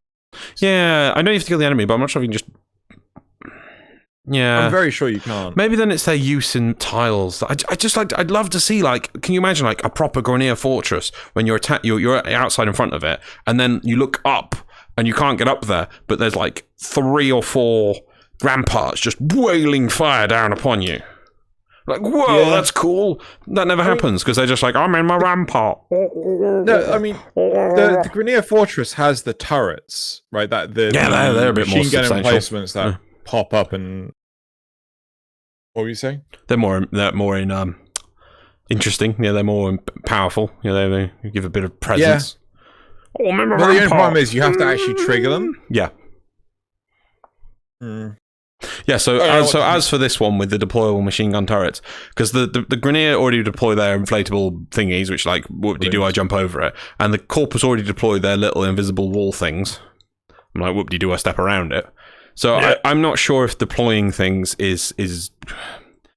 Like, I think unless they spawned around a door with their walls all set up and everyone behind the walls to stop you coming over and you'd have to, like, attack the wall from side on or something, yes, maybe they'd have to spawn like that. But to make the mobs appear, then set these things up, is too much. The game's not set up for that. They just die too quick. Maybe it needs to be just the deployable turrets. He just starts throwing down deployable turrets. The ones that come down from the ceiling. Yeah. But the mob's called a tactician, right? So if I was going to add a tactician into the game, sort of thing, is that they've tried to add it in when you're engaging the mobs. If I was going to add a tactician in to a corpus tactician, it would be a random chance on the mission that a tactician is like, aha, you'll fall into my trap, Tenno, I will catch you now, almost like a rare event. And then for the rest of the map, you never actually reach the tactician. He's aloof, or she, or they. They're hidden away on a spaceship or in a secret room, but they're spawning turrets at you, and they're impeding you with the things they spawn at you. That way, like you'll feel like the mobs are spawned in a different way, already set up in positions and things, or they'll just all of a sudden a lift will appear out of the floor behind you, and you turn around, and there's a whole wall of people with guns. That's how it would have to be, because to actually let the mobs, they can deploy machine gun turrets and deploy things. I mean, the mobs can already do that now, and it's just like, oh look, that grenade is going to spawn his inflatable barrier. Now it's got behind it. Either I shot through it, jumped over it, ignored it, or whatever. It's like, whoop-de-doo. I don't think you can shoot through the inflatable barriers. I bet you can ability through them, because they probably stuck out of line of sight. I bet there's going to be something which will be able to kill them when you're on the other side of it. I can't. Yeah. So that's right. Anyway, that's the end of that. Right. I like the idea, but it needs to be more. Yeah. Do we want to put in final thoughts on this? I think we got some good ideas, and I like that we got a mix of them between all the different factions. There's obviously good things that people are thinking about. How I think that's the core of it, is all of these mobs are interacting with the players more. They're all doing something. So we've got an explosive mob, we've got mob deploying things, we've got a squad of different sentients that do stuff, we've got the mob that knocks you down and things, we've got the mob that deploys mines and things. They're all about doing something different. Have a think about here's an example, the amalgams, right? Yeah. Tell me something that one amalgam does differently to a Grenade Lancer. One of them mimics you in visual appearance and everything. Does that change your gameplay at all? Or do you just shoot it? Oh, as in different for how I shoot it? Yeah. So you see the mob. Yeah, I mean, even there's some of them are like super cool. You've got the double. Oh no, that's on D-Bus, the double everything. But you've got that the double mower. No, there's one which is two pairs of legs, one on top of each other. The double mower thing, and you can shoot through it, and it's like, look at that, such creative design there of how it's taking both things and going through it. What does the mob do? Oh well, it has this animation where it sort of flails around, runs around, and players just shoot it. Like there's a step missing there in development, you see. Whereas I love that all these suggestions we've been given, really creative, and they do something. In all honesty, I do feel that a lot of the problem comes from the players. It's the players, yes. It's the power fantasy. I just think I'm with you. Yeah, I don't want to sound like I'm breaking on D, because that's one thing. Some of the mobs are so creative. Like there's the hitboxes and scales, and what the thing is like, it blows my mind how crazy and exciting they are, but they don't do anything. And I think, as you say, it's because they're worried that if they make it too difficult, like they got burned years ago when they designed the nullifier, which was fine from the get-go, in my opinion. It was cool in stage 1 nullifier. Maybe a little bit of tweak on the only thing is the so it doesn't go clip through walls, so it reassesses based on them. That was a good change, fair enough. But all the other changes where they made it easier, they added the drone and whatever, I think not needed. But nullifiers were so great, but they got burned so much, and so much feedback from them for so long. I swear they're just utterly gun-shy or PTSD shell-shocked to not do anything again as creative and unique and restrictive to the player, even slightly. Like, look at Scrambus. Scrambus came out. It's like, it can take away 1 power for you for a second until you kill it, and now it's dead. Yep. I remember when Scambus released it was really cool. They were like, oh, look how much effort's gone into them. There's male and female ones, and they're completely customizable. They're modular in design, so they'll be all looking cool and different. Wow, that's really cool. Oh, they're just sort of released. Okay, they're in the game. Let's go find them. What's it doing? He's just sitting there. I don't know. You just pew pew. Oh, he's gone. That's nice. Went away. Nullifiers were the one time they made such a big splash with mob design, and then nothing since. I can think of anyway. I'm probably not remembering it. Look at spiders. What do spiders do? Anyway, I'm just whinging at this point. It's another topic. No, I think the old Valis spiders. Almost. They are. No, because there's the ones that you kill but aren't actually dead. The ones that fake it. I think that's something. Yeah, I'll give you that. Okay, but that's like, it's like that's like them putting a toe in the paddling pool of needing to leap into for making mobs do crazy things. Yeah. That make players pain. No, I'm powerful. Anyway, that's not the topic going in circles. Right, yes, that's it for the topics. Lovely ideas, everyone. Right. Well done. Some good ideas, I feel. Turn off the topic. Right, so now we're going into... You know I can't see it, so you have to tell me. You don't have to say it in such a mean way. I can't see it, so... You can see it, or you can't see it. I can't see it. I haven't got it up. Well, I've got my buttons. Yeah, so you've turned off the topic. Congratulations. Yeah, but you turn off the topic, as if like, come on, why haven't you turned off the topic already? Why haven't you turned off the topic? Why haven't you turned off the topic already? I realised that Where's the trigger? The AI is not going to... What? Where's the trigger? Where's the trigger? Where's the trigger? Yeah, I'm trying to be Batman. What trigger? Isn't it with the button, the bomb? The trigger man with the bomb in the third film? And he kicks back and says, where's the trigger? Oh, I don't remember that. Or maybe I'm mixing it with, where are they in the second film? Anyway, let's move on. Right. Okay. Wait, when does he say that? What? When he's beating up the Joker in the when he's in the room, in the interrogation room, he screams at them. Oh, for the hostages. Where are they? Yeah. Okay. Right. Cool. So let's move on to the graphs. That's what we're doing. I'm doing the graphs now. Yeah, I'm doing the graphs. You got the first one up already. I haven't even taken the time. Is that 1:30? I think that's 1:30. Oh wow, I was a bit worried we wouldn't make this into even an hour, but okay, our rants have clearly ranted on. I hope everyone's enjoyed us going off topic every 5 seconds. Right, okay. Graphs. Last week, the first graph, do you dual wield glaives and pistols? Right? 40% said no, 60% said yes. In all honesty, I'm actually surprised. I would have thought most people just wouldn't bother with this. Yeah, I'm quite amazed that people actually go around doing that. Yeah. Yeah. So I wouldn't say I've got a build that does it, but I've done it occasionally, but not like I would put myself no on that because I just don't use it enough. Yeah. Agreed. I would put myself. Yeah, it's really interesting. Right. Next one, number 2. Button. No, that's the topics. Oh. Good job. Right. Do you think Protea could be a first-gen Warframe? Right? You remember me getting hung up on this. Right? Very briefly, 12% said yes, 20% said that they didn't care, and 68% said no. So I find this very interesting. So yeah. Right. The next one. Yep, number 3. So story solar system versus 2-part story system. Right? Both of us were on the story solar system. What's 2-part story system? The 2-part one was like, part A was new player experience. Blah, blah, blah. Part B, come back later after you finish the current content. Oh, okay. Yeah. So, but everyone is on. Well, not everyone. 12% said the 2-part story system, and 88% said the story solar system. Yeah. Just make it an option, like still path, job done. Yep, and you convinced me quite easily. But the next one I found surprising. So let's move straight on to number 4. All right.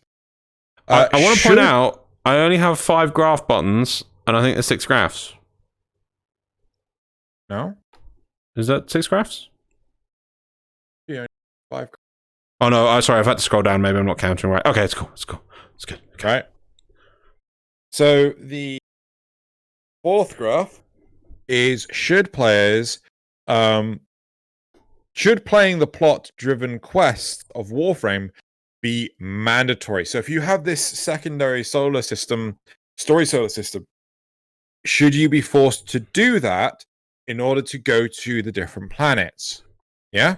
20% said no, 80% said yes. Yeah, Warframe, I think, right now is crying out for the equivalent in World of Warcraft of either the Cataclysm or Shadowlands revamp of the whole system, deciding what what should a player experience be from the start to finish? When do you get to this content? When do you get to that content?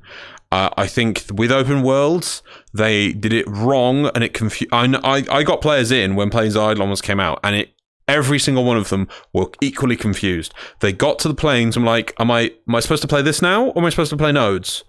And I remember it's because Steve said, we're advertising the plains. I don't want new players, to go, well, I want to do that content, and how long does it take me to get there?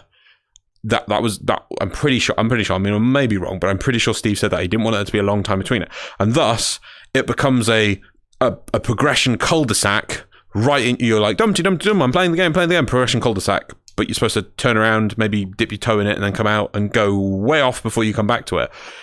Confused. And they also gave up because of it. So many people, because they were confused. They went, oh, I played the plains for like 6 hours last night, and I don't know how it progresses. What have I got to do? It was just yeah. So I really feel they need to take their solar system and rejig it. I almost think, and they need to. I think almost. Maybe even you do like the second dream sort of thing at the start, or maybe rework the second dream so that you kind of do that at the start, or maybe you wake up at the second dream now, and that you can replay that as a later point that gets unlocked. Because that's how the new World of Warcraft system works, whereas you'll put at the end of the story basically to keep you modern, and then if you want on the extra characters, you can go replay the other stories. Because it's just so convoluted. I don't think you should do that, but I do think that you should be able to get to the story elements a lot faster. Yeah. So, I mean, if you wanted to, what should the gating be to do the plot right now? Because right now in Warframe, to do the plot, you have to get to the various different junctions. You have to unlock the junction to go to the next one, so on and so forth. Should the junctions be really... The question is, right, the first real story thing is Second Dream, right? That's when you first unlock a lot of player mechanics and things. That needs to be brought forward a lot closer. Maybe almost after Mercury. So you do Earth, Venus, Mercury, Second Dream, Mars. Because the plot is related to Uranus. Is it? In what way? Yeah. You find the Hunhow remains and everything, and you have to be in the Tilragor tile set. Tilragor's involved in it. Alavi's involved with it. Hunhow's involved with it. That tile set, you mean the Sea Lab tile set? Uh-huh. That gets used on Earth. Yeah, but then, oh no, but Hunhow's remains was actually on Earth all along. The Hunhow thing has been completely dropped. Hunhow doesn't even seem to be an entity anymore. I mean, maybe he got killed. Did he get killed by Octavia in the Octavia quest? No. Weave? No. Maybe he did, because he's gone. The whole Tomb of the Sentience thing. The awesome cutscene. Sentience was before. I know, but it was supposed to lead into him. Where'd that go? Clearly it was empty. Well, I mean, hell, I thought for the longest time Sargus Ruck was dead until he just came back for pacifism defect. Yeah. So, anyway, yeah. I just think that it needs to be, like, maybe the nodes have to be more streamlined. So they rearrange the nodes. So maybe there's, like, one node between each junction or whatever, instead of, like, the... Yeah, well, if you're going to do this, then you want to get people up to those nodes. That they need to stop making new player quests as this pocket thing for new players. That as soon as you hit the stars chart, that's it. Your hand has been let go. You're off to make your own path in the solar system. It's like, in some way, you need to when you get a new player in, you first grip their hand and almost lead them to water, but then you need to lightly, slowly let go of that grip slowly. Not, all right, you finished the whatever intro story. Bye now. Yeah, just gonna walk off. Bye. Yeah, I mean we've always said this, that there should be plot that carries you through the solar system. Yeah, that links it all between. Yeah. If anything, just a few. There should be like the other way. Okay, so they need to rework it like the Final Fantasy XIV system, right? The way that works is there is the main story quest, right? You want to see new dungeons, you want to see new raid bosses, you have to do the main story quest. As you go along that, obviously you'll visit new towns and you'll visit things which have side quests, but if you're ever lost in the game, you can always return to the main story quest, which makes a direct narrative through the story, and you can always review it if you get like, oh, where am I? I'm in step 17 of it. And then if you want, oh, I haven't played in 6 months, let me review it. Oh, I can view cutscenes and I can read up what I missed, and then you can go back on, but you're always like, there is a main train that carries you through the progression, and that's what it doesn't have to be as rigid as that in Final Fantasy 14, but like, just, you know, you get to Earth and there's a voice telling you what your next step is, and then once you finish Earth, because it used to be, and I said they were going to bring this back, it used to be on the old system. Do you remember when you first reached a new planet, the boss of the planet would start moaning at you? Back in the old solar system. Do you remember that? Yes, yeah. And they said they were going to bring that kind of thing back because it gave you oh, that's the boss. Oh, it's talking to me. I'm going to go fight that boss. Oh, I've got to do 5 nodes before I get to the boss. You know, it was, a goal. Drop that. Why? There's junctions. Go do them. Anyone going to tell me to do them? No. Anyone going to just give me some impetus? No. Just go do it. Yeah. Sorry, let's move on to the next one. Before we do, like, the one last thing, I kind of feel that the plot, because we're doing, like, we're talking about this whole second star chart thing for the plot. Maybe the plot should just be like, yeah, you could just constantly go between each planet. You could do the quests of each planet completely unhindered. You don't need to, you know, the junctions are on the plot side of things. Yeah, junctions would be. Your only restriction is. I mean, it's like all the points are there. Then you need to get a pen and just line up the dots. That's what it needs. Just a bit of pen. Yeah. So maybe it's just a simple case of, in order to progress in the normal environments, so in the normal star chart or steel path, you have to have completed the junctions that are in the story thing, and all the story junctions are just the quest. There's no getting X many mods. There's no, wait, have I lost you? No, I'm here. I may have lost you. Pause it.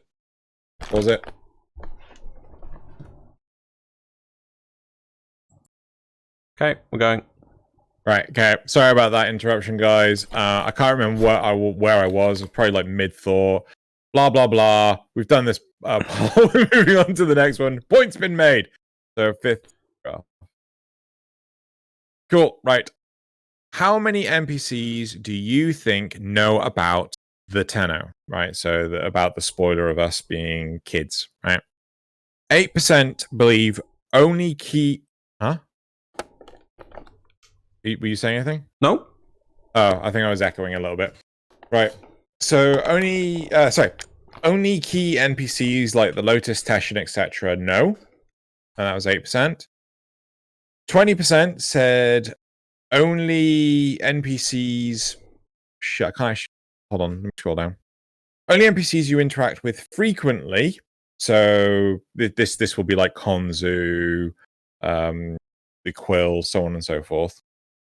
32% say named NPCs no, so allies and enemies, so Sargus Rock, Alad V, they all know.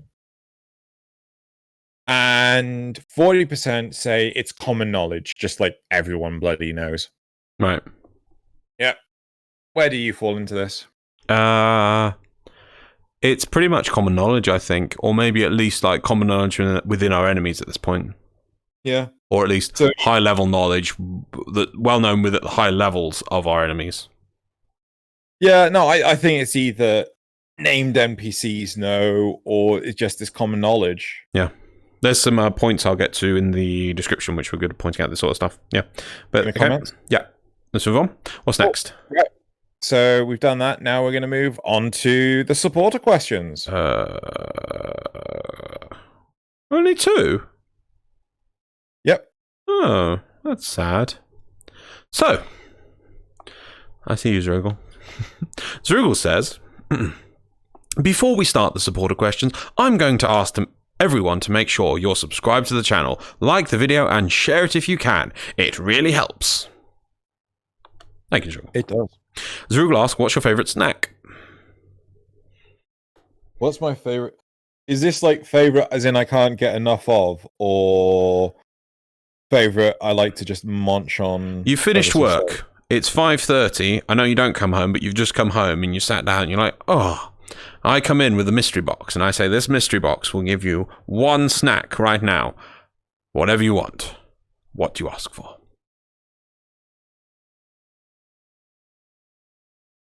I'm thinking either prawn cocktail or barbecue flavored Pringles. There we go.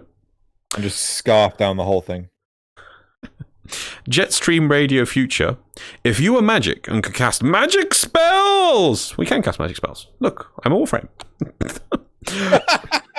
Magic. If you were magic and could cast magic spells, and one of them was to grow things from tiny to large, what would be the first object you would cause to grow in size in order to travel across water? I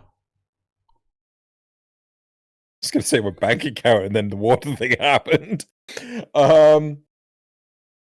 What?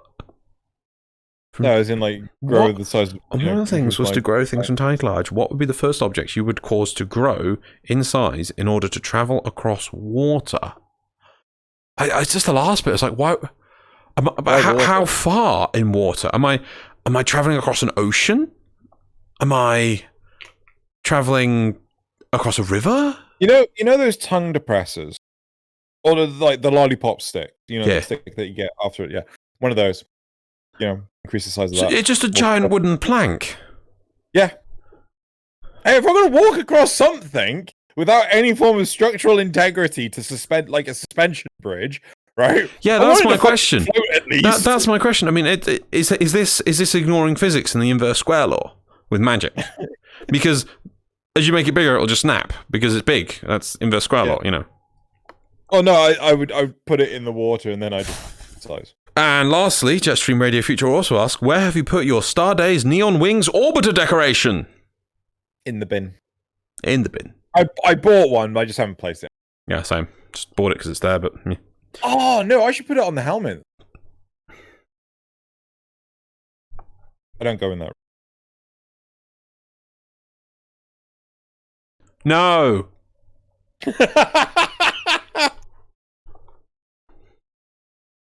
Right, that's it for those. Cool, so that's the supporter questions. Let's move on to the community responses. Yes. Okay, let me just try and... Hang on, let me flip this onto... I don't have to change anything on the thing, do I, right now? Oh, you have to turn off the graphs. Sorry, my bad. I forgot the graph was still there. The graph off. Touchscreen controls enabled. Okay, where was I? That's gone black. What's gone black? My thing. Why is it gone? Where's it gone? Have I minimized it? Is that why? No, it's... Oh! Bloody key... Ah, maybe that's what spawns the bloody keyboard as well. Bloody keyboard. Is it back? No? Well, I'm just going to make a new one then. You got 2 seconds to work. No, I'm going to have a new one. Hello, new one. And you're on what I wanted. Right. Which episode is this? Sorry, 380, sorry. 380. I must have moved too far. Right, okay. I'm back. Go away. Nox. So, Portal Puma says they have never taken a break from Warframe. Well done. It might want to, though. But if you enjoy it, keep going. More power to you. So, why does that keep happening? Topic 2. Umbra. Let me get rid of the old... That one feature really does cause problems, I tell you. Do you turn it on? Yeah, I turn it on because it allows me to... Scroll easily. Yeah. Maybe it's because that's set to display. Right, there we go. Okay. Next thing, Nick Evans. Topic 2. Umbra and Skijati. The Skijati can be older. It may even be Umbra's blade and his family's blade going back generations before Warframe existed. I thought this was good at first, but I think sometimes in a minute we're going to get a quote from someone saying it's made from Umbra's flesh, so I don't think it could be older than Umbra itself. Yeah. Ali Al-Khatib, for the solar system changing, I'm pretty sure you don't fight the amalgams until after Second Dream on Jupiter. So they make changes occur as you progress through the story. If that's true, that's cool. But that's like, there needs to be a hell lot more than just that. In fact, I would like to see the solar system reworked with that kind of thing in mind. Bones the Wonderful, only use the glaive and pistol with the Zoris. They need to add more glaives. What do you feel, Xeno? Which one's the Zoris? Is that the new one? I think so. Yes, I think so. Yeah. I do feel... I just feel that it needs to be more intuitive in the controls. Yes, yeah, add more ones. Yeah, add more glaives and things like that. But I still feel like the whole system needs to be more intuitive in the controls. Thomas Cooperstein, do you have any ideas on who to have on? If you really want to go into this topic, we could just have Zale on. So do that thing. We'd love to have Zale on again at some point. Now that we can do guesting now because I'm recording this like this. So yeah, maybe we'll have Zale on. Yeah. Okay. You asked people about who. Yeah, I know. Right, Tony Coven and I think Peter, P-E-T-R, I can never say that name right, did talk about this one. You talked about the Skadati problem. In the sacrifice, order says the blade may predate everything in your arsenal. I guess it could mean that it's older than anything you have built. Saying it's physically older than the Excalibur Prime you own, not necessarily an older design. But yes, this does make it a little bit confusing to follow. Excalibur Umbra's description is, from the shadow of the long night emerges a new Excalibur, and Shizgati's description says it's forged from Umbra's flesh. Yeah. Yeah, so the hang on. So, Loz, if you read through all the ramblings, I think my theory on the Prime Origins could be a great topic for an episode. Even better if you could get Zale as a guest to talk about it with you guys. Anyway, I'd love to hear you guys' opinion on this because everyone seems to overlook this possibility. Yeah, if we get Zale on, I think we'd just do a general, let's chat about the lore in Warframe sort of thing. Just no topics sort of thing, you know. Well, I mean, what we could do, I'd love to have the questions. Like, maybe we could do a thing where people can actually submit their questions for the lore of Warframe. And then we just have Zale on. Yeah, should we do that? No, that sounds like a good thing to try and do. Right, yeah. In the description below, there'll be a form where you can put in your questions for a lore episode. We'll work out when we'll actually record it in the not too distant future. And yeah, we'll discuss lore questions. Fair enough. Piffelix14, thanks also for the idea of Warframe having a passability. Oh yeah, when changing to full melee stance, the currently held secondary weapon becomes a drone-like aperture which will fire at enemies in infinity range at low damage. And just imagine them just running around with a Gram Prime or a Nuke or turret primes, enemies left and right. Just a cursed-looking Warframe and having an additional arm which holds a gun above it, shooting enemies randomly while dual-wielding. Yeah, I'd love to see a spider Warframe, so maybe a 3-armed Warframe would be a good middle ground to get us there to test, so yeah, that'd be fun. Addition Xeno and Loz ticker during the Stardays event mentions that a pair of Ostrons got married and had a kid, which he then called Tenno, who is helping his sickly mother. Maybe Tenno just became a shorter hand for young adults where kids had to become mature quickly. Just a thought. Interesting. There we go. Possibly. But I think I think the fan theory really is based on the Zariman 10-0. So we were dubbed Tenno based on the 10-0 event. Oh, I see. Yeah. You think it's because of that? That was a big popular fan theory. Yeah, fair enough. Right, where did I get to?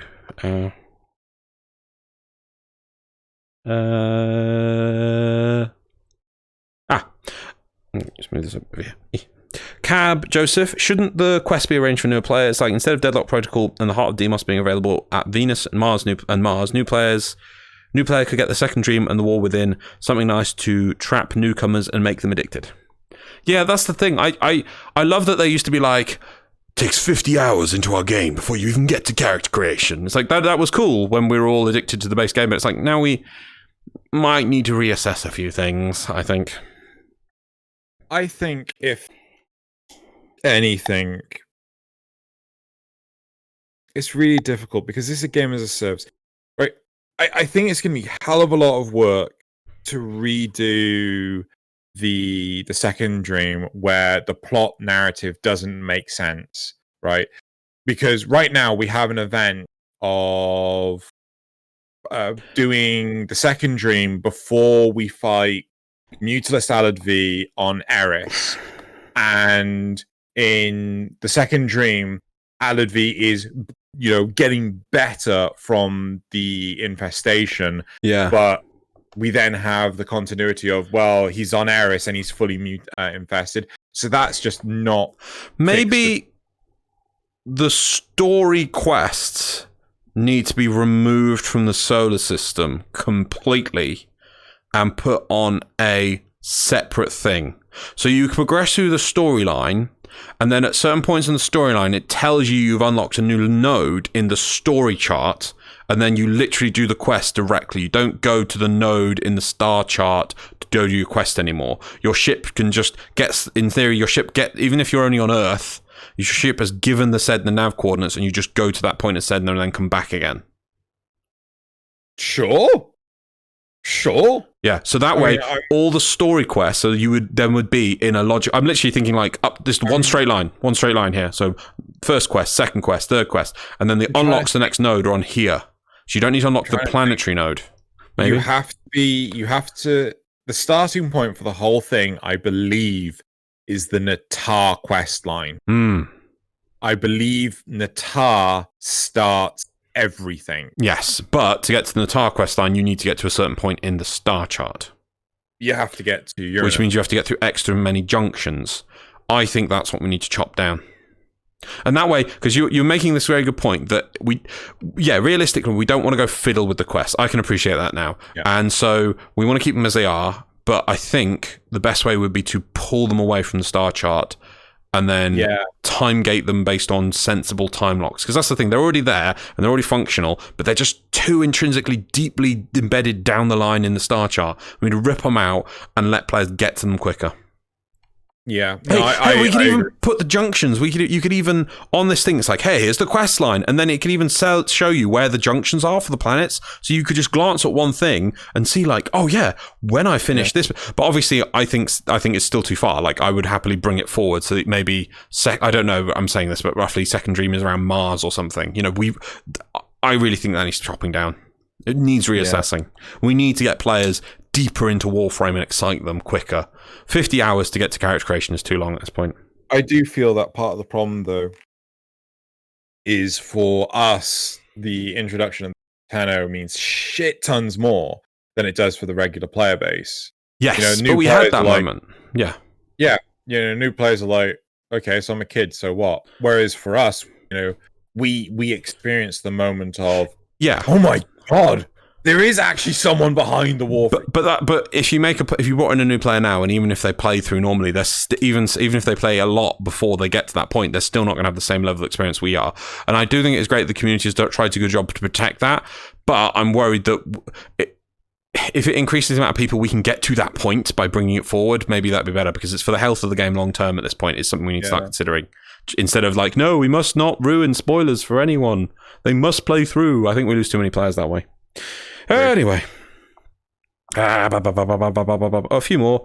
JJ24, yes. How many NPCs do you think know Tenno? Yes, here's a good one from JJ24. It is clearly common knowledge. The Worm Queen has lines about broadcasted to the Grineer on the Kuva Fortress Taj set. Attention, there are only 3 valid reasons to cease working for Kuva on the Kuva supply. A dreamer has arrived with hideous... drag thing, yes. With hideous... metal puppet. She has more lines in a Kuva-sized missions regarding operators as dreamer or child. Why didn't I separate this? The entire Grineer army must know. I don't know why I did that on that one. Must know. Oh, sorry. Messing around here with this. Must know. No, it's fine. No, it's just a little sliding error because I can't scroll it like a touchscreen anymore. And by the way, that messes up over so many things. But maybe I should put this onto a new.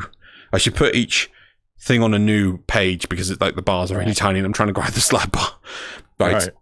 Was it? So some Kuvaliches have fears of children. They also have voice lines where they scream in fear when an operator appears in missions. The real question is who doesn't know at this point. It's either the worst kept secret or the best kept secret, because only the people who don't know, the only people who don't know is us. Other people's suggestions. Zrugel stressed Frozen Balls, though he did say Frozen Balls doesn't play Warframe, and I did look at his Twitch page, and Warframe wasn't one of his most played games at all anymore. But Frozen Balls he's a really cool dude. He really is a cool dude. Once I've tried. I'm happy to try again. Yeah. I think I tried approaching him before, but he just wasn't interested. Yeah. But I'll do it again. Maybe wait till there's a new content drop. That might pull him back to Warframe, or at least interesting in streaming a little bit. Yeah. He might be like nostalgic for it. Who knows? And Cooperstein, Tony Kevin also suggested Zale. So everyone loves Zale. Yeah. He's a cool dude. Where's my thumb? I can't really thumbs up. Hang on. It's the best I got. Cool dude. Yeah, look. So not much for that's there. That's all I got. That's my thumb motion. Maybe you should ask someone to allow the thumbs to start here.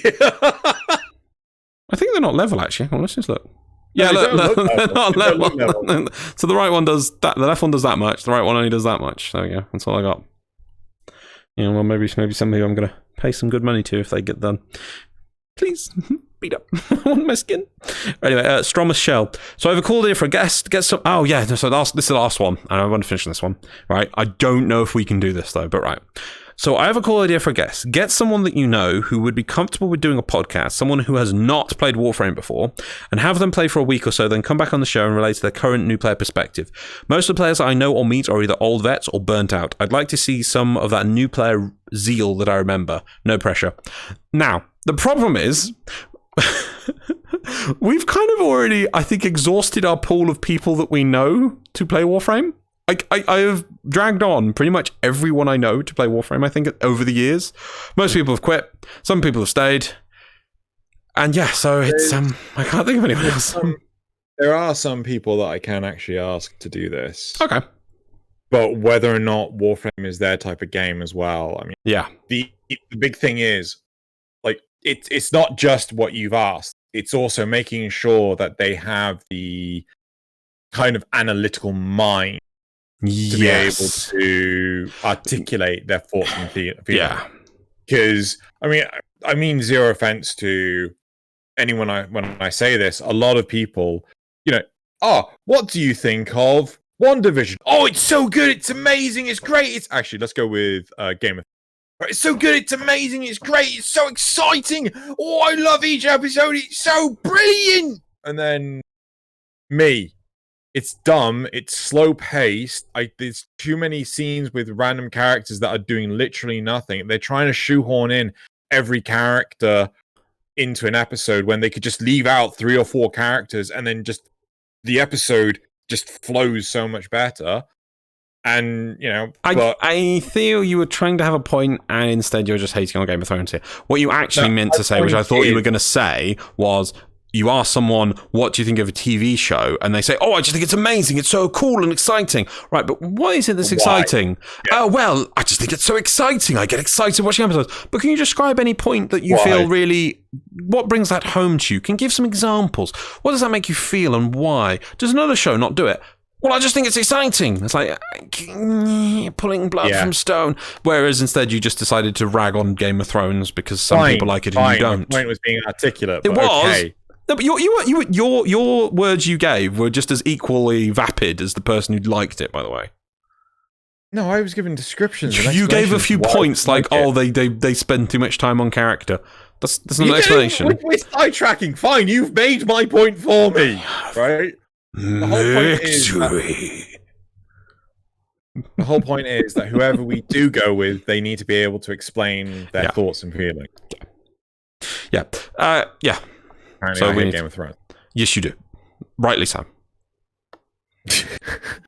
I ain't judging that. Just yeah. There was nothing wrong with what you said. I just meant it wasn't. Move on! We're done. Right. Okay. Now we go on to the meme. Okay. Wait, you're gonna say another thing about how I presented it? No, I got memes. I got cool memes. Oh crap! I need to actually get them myself. All right. Yep. The first one's there. That's it. Cool. Cool. What the hell's this? I love this. So memes can be educational too, ladies, gentlemen, and everyone in between who's watching. So all of the memes you are about to see are from the r/meme frame subreddit. Always a laugh. Go check them out. You will be much impressed. So the first one, which I've now put at an off angle, is a quick guide to power donation in squads. Do you know what power donation is? No. It's an aura mod that decreases your... don't get me wrong, because I'm trying to remember another stuff in my head. I think it reduces your own power strength by 30%, but will increase your teammates' power strength by 30%. So, if one person has power donation, one person becomes a sad doge, 3 people become a stronger doge. If 2 people have power donation, obviously then they cancel out each other's. So 2 people are normal Doge and 2 people are strong Doge. Right. If 3 people have power donation, 3 people are slightly strong Doge and 1 Doge is Super Saiyan Doge. And then if 4 people have power donation, they are 4 strong Doges. That's so clever. It's information. The fun joke at the same time. Because you see what's happening. So in the first image, there's 1 little sad Doge because that 1 player has negative power strength where it's boosting the other 3. In the second image, 2 people are counteracting their own with the other person who's got the mod. And then 2 people are gaining bonus of 2. In the third one, the 3 people with the mod get one cancel out by 1 person and a small boost in the other person, but then 1 person is getting plus 90% power strength. You see? Yeah. And then the bottom one, everyone is getting plus 60. 60. Yeah. There you go. You see? Wow, look at that. Educational. Yeah. Right. Okay. Sorry. This like. Oh God, I'd love it to see if there was a key or something like that. So because I have to obviously. So sad Doge is negative 30. Yes. Baby Doge is normal. 0. Yeah. Slightly muscular Doge. Is that hench Doge? I mean, yeah. Well, hench, but with hands down is plus 30%. Yeah. Hench with hand up is plus 60. And then Super Saiyan Doge is plus 90. Yeah. There you go. Memes. Educational memes. Educational memes. Memes. Right. Meme number 2. Okay. Warframe players are built different. Other games. Here's your story update. No! Only 6 hours of content? What the fuck, you lazy bastards? Warframe. Here's your single 30-minute story mission. Thank you. We'll be back in 2 to 3 years with another 30-minute story mission. Okay. Yep. We're kind of Stockholm Syndrome at this point. Weirdly enough, I feel that this is not an accurate representation. I feel like, 6 hours of content, okay, thank you. But Warframe, no, need more content. Like, a bit. No. Not when it comes to story content, is it? Because when it comes to here's a new thing to grind, yes, you're right. They'll like, I've grinded the rep up to maximum and I've got all the 17 million combinations I've built. 17 million. Plot. I'm talking exclusively about plot. Like, how many people I need more? Where's my plot? Where's my new war? Where's my new war? I don't give a shit about another 5-second cutscene. Where's my new war? No. You're misrepresenting the players now. But when the players get new content, this is saying that they like it and they accept it, even when it's piddling amounts. But when it's not, that'd be a different meme for content when content now. And the upper player would be like, oh, look at the shiny cutscene Destiny has given me. And then the downstairs player would be like, no, when? Not sure. Anyway. Right. Meme number 3. Yeah. Really good. Do you love your war crimes, Tenno? Biohazard. Kill 150 enemies with gas weapons. The protocol's additional to the Geneva Convention of 1949. Yeah. Use of weapons that cause superfluous injury or necessary suffering, as well as means of warfare that cause widespread long-term and severe damage to natural environment, are prohibited. Yeah. Don't you love your war crimes, Tenno? Yeah. It's very true. Right. Meme number 4. It sure does. Why does my bathroom lamp look like a Prime Sentinel weapon? I actually thought this was like a Prime microphone or something. Yeah, you could flip that upside down and be Prime microphone, yeah. Yep. Right, meme number 5. Post-mission stats in public lobbies be like, 3,000 health restored, 70% damage given, 25 lockers opened. Yeah. And the final meme of the week, which I just closed for some reason on my screen. which you'll have to read out for me. Oh no, wait, maybe I can just click with this and history. I'll happily read this one out. Right. Yeah, you have to do it. You read it out. I can't see it. So Crossfire missions in a nutshell. Yeah, I do remember. So we got Godzilla as the Corpus, King Kong as the Grineer for the upcoming Kong versus Zilla movie, and then the next panel is Godzilla and King Kong, or Corpus and Grineer, running away as. Do you know where that Doge is from? Doge? No. That's the horny jail Doge, right? Because I'm gonna bonk you. Go to horny jail. But obviously it's not. It's Tenno. So they're running away from it. Yeah. Right, that is it for the memes of this week. I will click off the beams. Yep. Tenno. Then I will slide to the right. And you ready for your shoutouts? You got the time? I need to get the time. So it's 2:39 to 13. No, that can't be 13. 09. Right, and then 10. Right, community shoutouts. Let's do damn thing. So our first community shoutout is Handyman by Mushkin. What? Yep. What? I don't get it. This is Nidus Frike. Yeah. In a very jokey. Well, it's Handyman, isn't he? Where's his legs gone? No, it's just taking a big brain joke, Loz. But anyway, I just love how derpy he looks. It does look really derpy. He's really good and derpy. This artist, if I think it's the same artist I think it is, they were doing like a lot of this kind of stuff. However, the art style I really feel in this one's become a lot more solidified. It was a lot more wavy lines and stuff like this before. This, I really like this one. This was just funny. And I just love the fact that derpy looking Nidus Frike with his peace sign, hands in the middle. Yep. So moving on to the second community shout out. This is Avara as a Texan by Art. So I don't know how, but apparently the recommended hashtags for this individual was Avara and as a Texan. Gaming trending Avara 22,000 tweets. Politics trending as a Texan 2,000 tweets. Okay, whatever. Makes sense. Yes. So they did a different angles and things for Avara's head and stuff in the follow-up tweet. So I do recommend people go check this one out. It's really, really good. I thought, damn, that looks awesome. Avara as a Texan. All right. Moving on to the third one. We've got Gold Lucky Kavat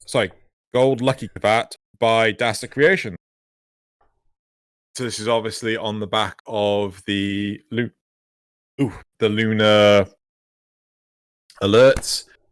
And yeah, I just thought it looks awesome. I'm not quite sure why it has the sort of Avara wispy cloak that seems to be like around it, but still, it's just an awesome. Year of the Ox. It's time for a chibi dedicated to the Year of the Ox. What beautiful gold lucky kavat gives you much luck and fortune in your missions. Stay nice, Tenno. Nice. Yep. The fourth community shout out is actually a YouTube video. Fourth community shout out. Yeah, we go. And it's called The Zanuka Project by Cold Scar. So it's a little music video. I thought it was actually quite good. Lots of capture, lots of camera angles, and I'm like, how do they do that camera angle? How do they do that pan? Ooh, must learn. Why you haven't asked them? I only found this like yesterday. Oh. I'm sure that inbox is already drowning in Xeno text. So I'm just watching it now. No. It's really cool. It does really show how amazing Warframe can be. Yep. The fifth community shout out. Sorry, the last point is that I love how much it can do, but obviously it has to be so focused on the Tenno, and it's like, can we just add some tools in now to be able to do things with the enemies more, please? And be able to save the camera pans that you have to do them uniquely. It's like, the tool is almost there. Just give us a little bit more. Just a little bit more. You know what I mean? I just want PvP enabled. Oh, that too. Right. The 5th community shout out is Necros by Floofy Dwagon. Oops, more Necros fan art. I'm pretty proud of this one on account of the rampant spookiness. Blah, blah, blah, blah, blah, words, how do they work? I love the flying candles, that's cool. Yep. I also feel that Necros doesn't have those bandages on his forearms and lower legs. Looks like he's also stolen Harrow's sensor. Yeah. Yeah. As you do. Right. And then last but not least, the 6th community shout out is Love Caring by Debbie. Love is caring. Oh. Yep. That says hashtag Octavia, so I assume it's Octavia. Yeah, that's deluxe skin. Yeah. That is some lovely art. Yep. Very nice. And that is it for the community shoutouts. So, good sir. Oh no. What have I done? I closed the hang on. Yeah, I will be right with you. I'll just change this one to the I was like, oh, I don't need this window anymore. It's like, no, you do. Are you do, Loz? Go, you gonna No? You change. You give me a quote. Yep. There we go. Okay. Ah, yes. You ready?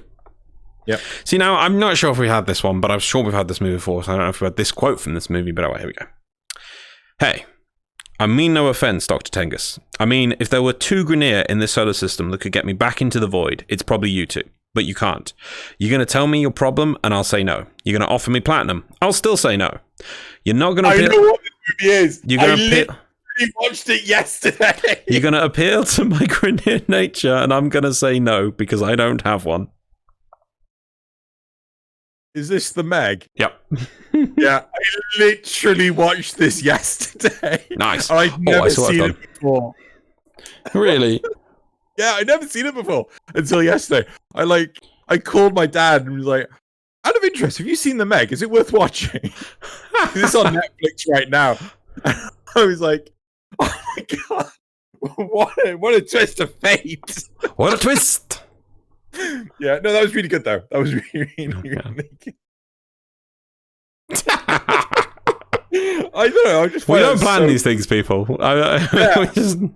So coincidental. I literally was like, oh, I want to do a shark film this week. So I typed in shark films into Google, and then it was like, oh, okay, I'll try some of the other ones because I think we've done the Meg. The other ones were rubbish. I was like, okay, the Meg. Oh, that's a good quote. I'll do that one. Yeah. What luck? Yeah. Yeah. Watch that. Literally, yes. Right. Okay. That's it for this week. Thank you very much, everyone, for listening. Well, hang on. I have to push this button. Have I got an outro? An outro? Is that an outro? Dude, there. Hey! Right. We're going to say goodbye now. Oh, yeah, we got to say goodbye now. Sorry, I was like too proud that I pushed the button. Well, there's some names. These are lovely people on Xeno's Patreon. If you can subscribe to Xeno's Patreon, it would really help him. All the funds from his Patreon do go back into making shows and paying people to help him edit and get things for shows, so that would be great if you can. Even $1 is amazing if you are able to do that. But everyone else, remember Prime Access finishes tomorrow, dev stream on Friday. Yep. Key points. Still out. Bye. Bye. I have to push a button there, don't I? Push off button. I should probably push that button. There it is.